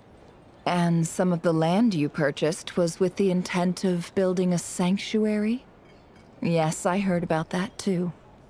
How did you... You're a curious case, Lord Sangama Bay. You don't like people finding out about your good deeds, do you? But I'm afraid no matter how hard you try to keep things under wraps, where there's a will, there's a way. You did it for Sumeru, didn't you?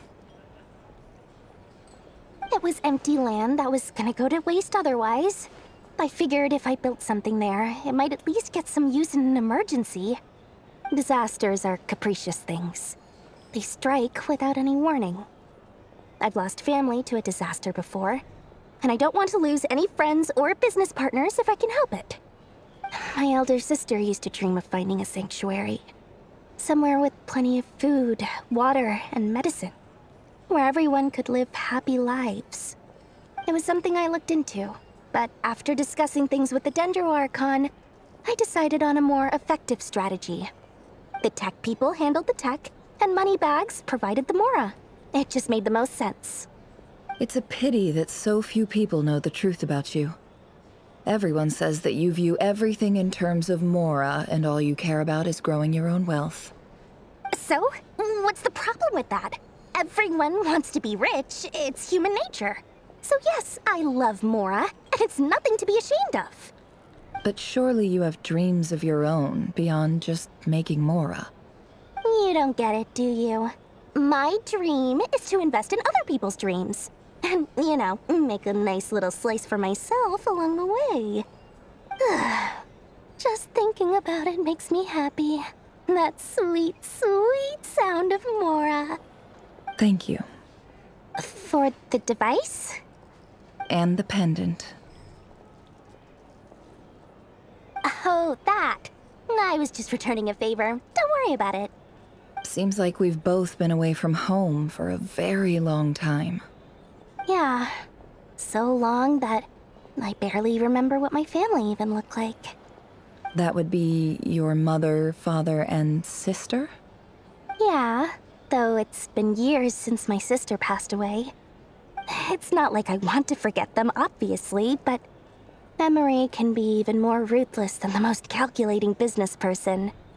Beyond a certain point, if something isn't helping you, it just gets rid of it. My sister can't help me now. Slowly but surely, her face is fading from my mind's eye. It's become a vague impression.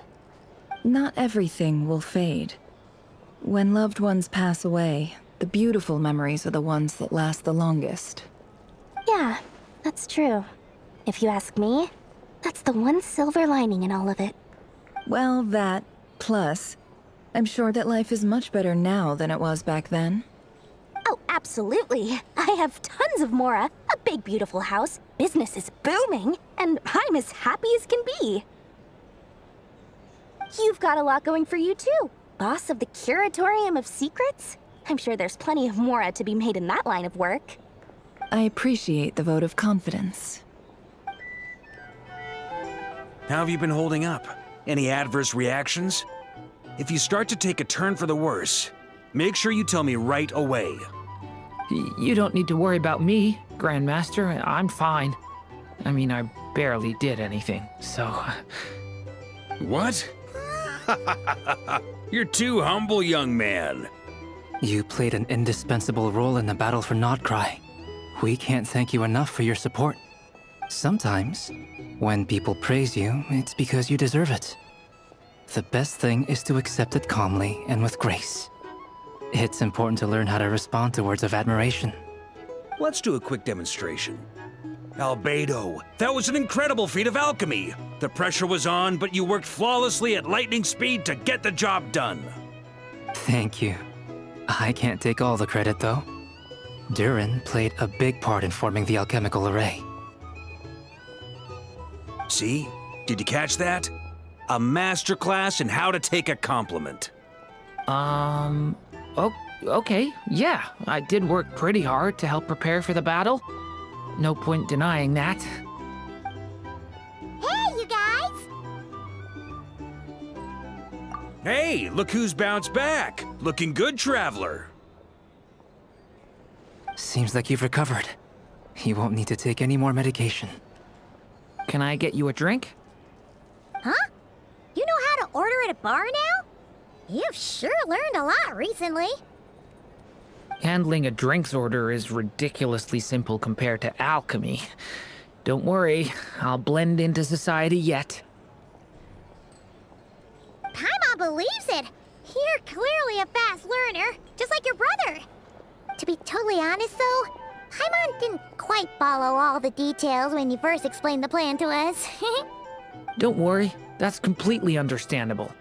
Unless you're a student of alchemy, it's hard to grasp the principle and how the process works. To put it in the simplest terms, we saw how our enemy stole the power of Kuvaki. And that gave us the idea of stealing his power to turn it against him.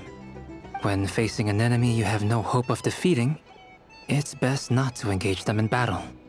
So, instead of looking for a way to overpower him, we decided to help Columbina get strong enough to at least stand up to him in a fight. For this to work, we had to analyze his modes of attack, confirm who his main target was, and make sure that he wouldn't go beyond the range of the alchemical array. For added security, we prepared a total of 4 arrays. But to mitigate the impact of the battle, we identified one location in particular as the ideal spot, which is where the confrontation took place. The alchemical array absorbed his abyssal power. Then Durin processed it to render it usable by Columbina. That power enabled her to do what would otherwise have been nigh on impossible. What surprised me was that Dainsleif actually agreed to join us. Given his history with Rerir, he had every right to sit this one out. But we're extremely grateful for the decision he made. It must have been a painful choice to make. But I'm sure that making a decision was far better for him than staying in limbo. Absolutely. He was torn between two paths, but in the end, he made his choice and stuck to it resolutely. He doesn't strike me as the sort of person who'd stay trapped in limbo for long. Anyway, however you cut it, everyone gave a stellar performance. And now, it's time to kick back and celebrate. That's the only reason you're here. Yes. I've thought a lot about it. And I've realized that you, me, and Arlecchino should be friends. I think this is very important. So I felt I had to come and tell you. Well, this is a new one. I'm so moved. I can't even hold my teacup. If that's all, you can leave now. Do you not want to be friends with me? Or is it that you prefer being co-workers? What is this, Columbina? Are you deliberately testing my patience threshold? Right now, my politeness module is active. But if you say another word, I swear I'll shut it down. If your politeness module was active, wouldn't you say the word please at some point? Polonia, please see Lady Columbina to the door. Will you still invite me to your next tea party? What? Yes, I think you will. Bye-bye, dear Sandrone.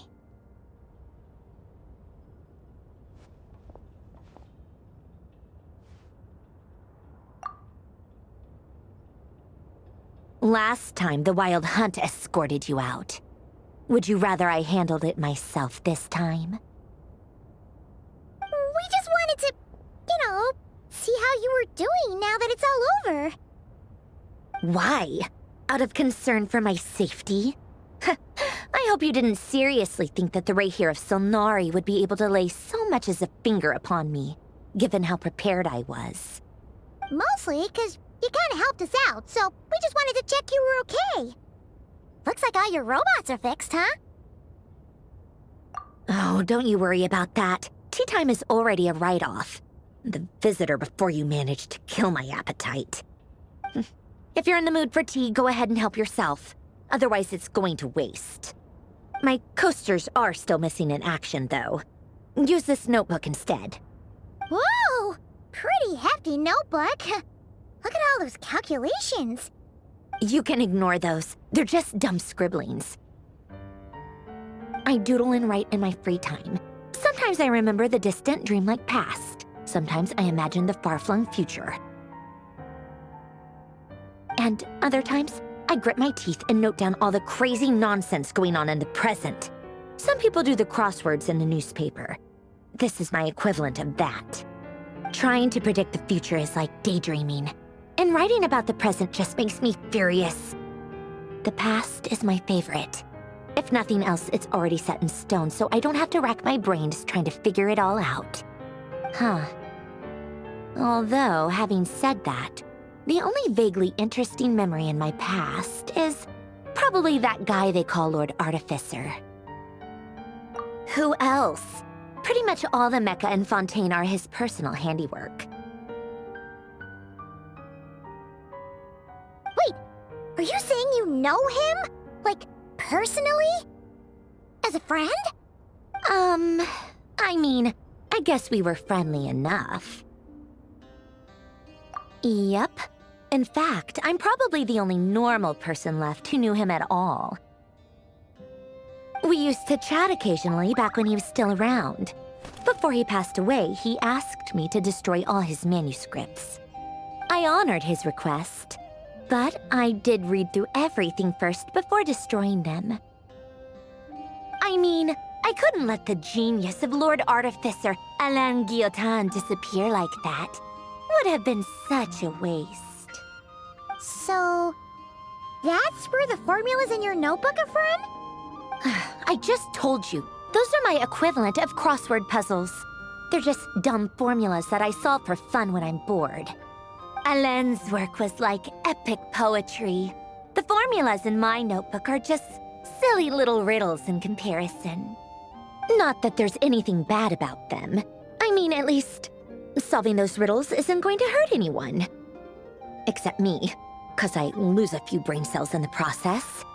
Anyway, while we're on the topic, I might as well tell you about what happened to him and his friends.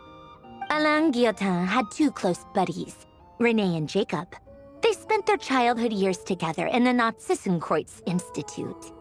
They were all quite competitive, so there was some rivalry between them, but it was a friendly rivalry.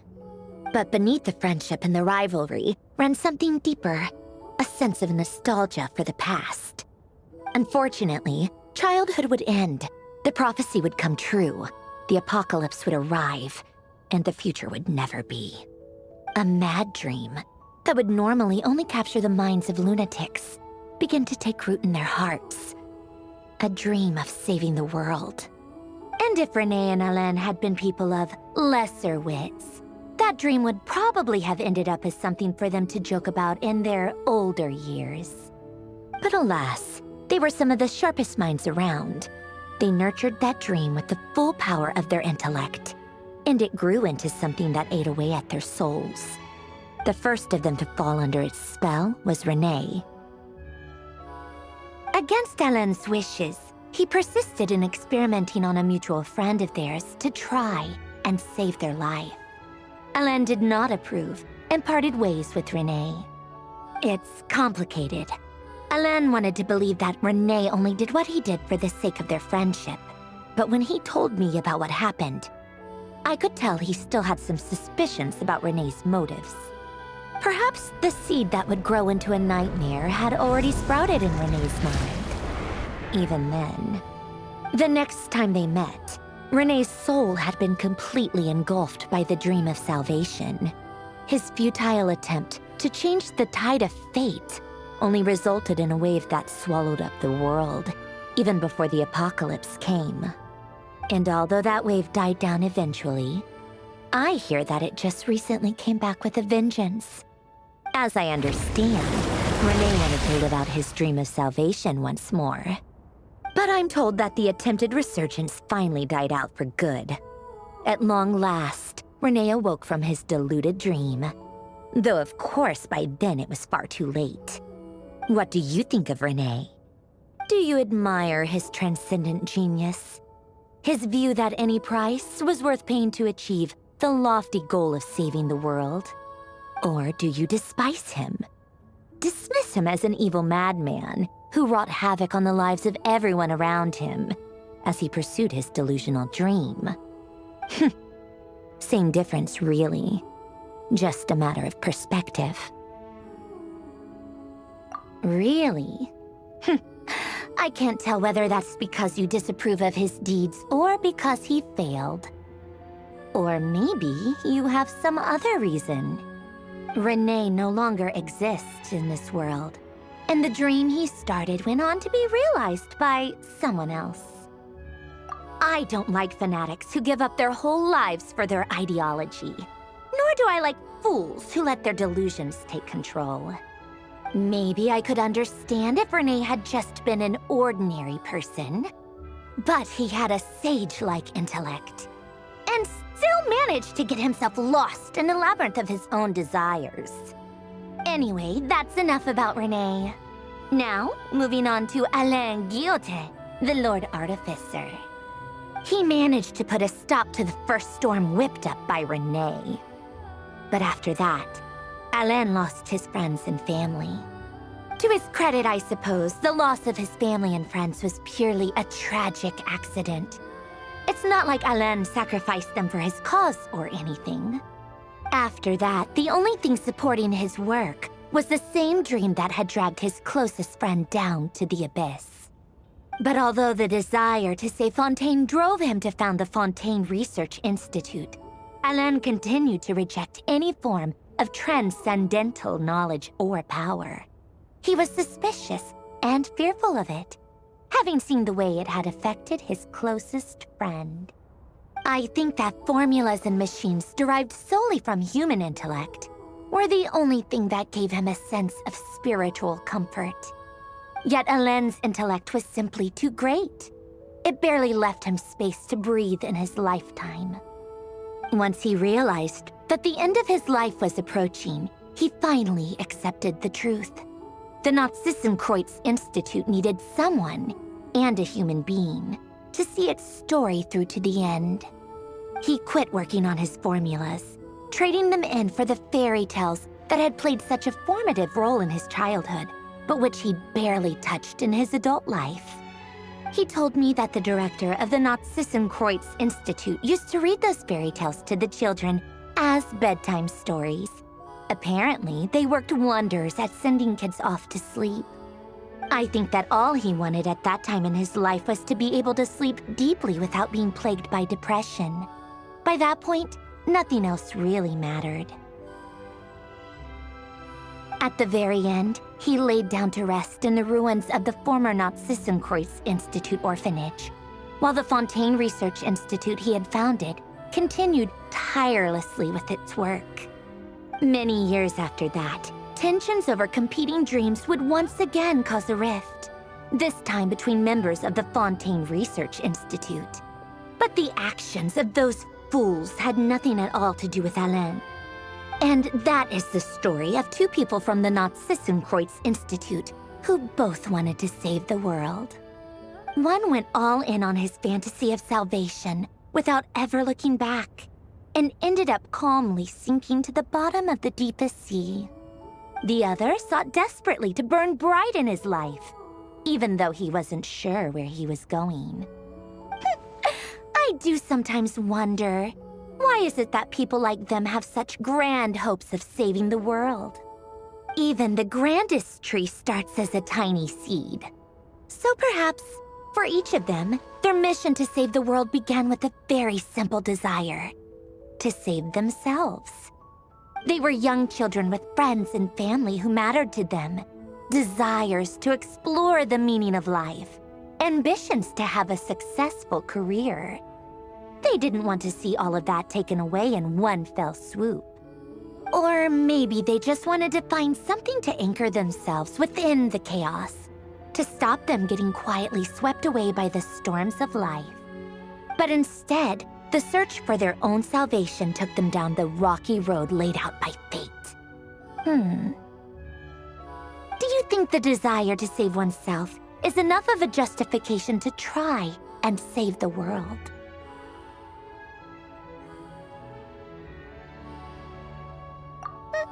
The way you said that sounded just like Alen. I asked him the same question back when he was in his prime, putting all of his energy into his work. He gave the exact same answer as you did. No elaboration, just a quick short answer before getting right back to his work. He was always that way. All right, tea time's over. I owe Arlecchino a favor for telling me these stories. I'll have to bring a whole sack of gifts the next time I visit the House of the Hearth. I'm gonna go tinker with Polonia now. You guys can do whatever you want, as long as it doesn't involve interrupting me. Polonia, exit hibernation mode. Begin diagnostics.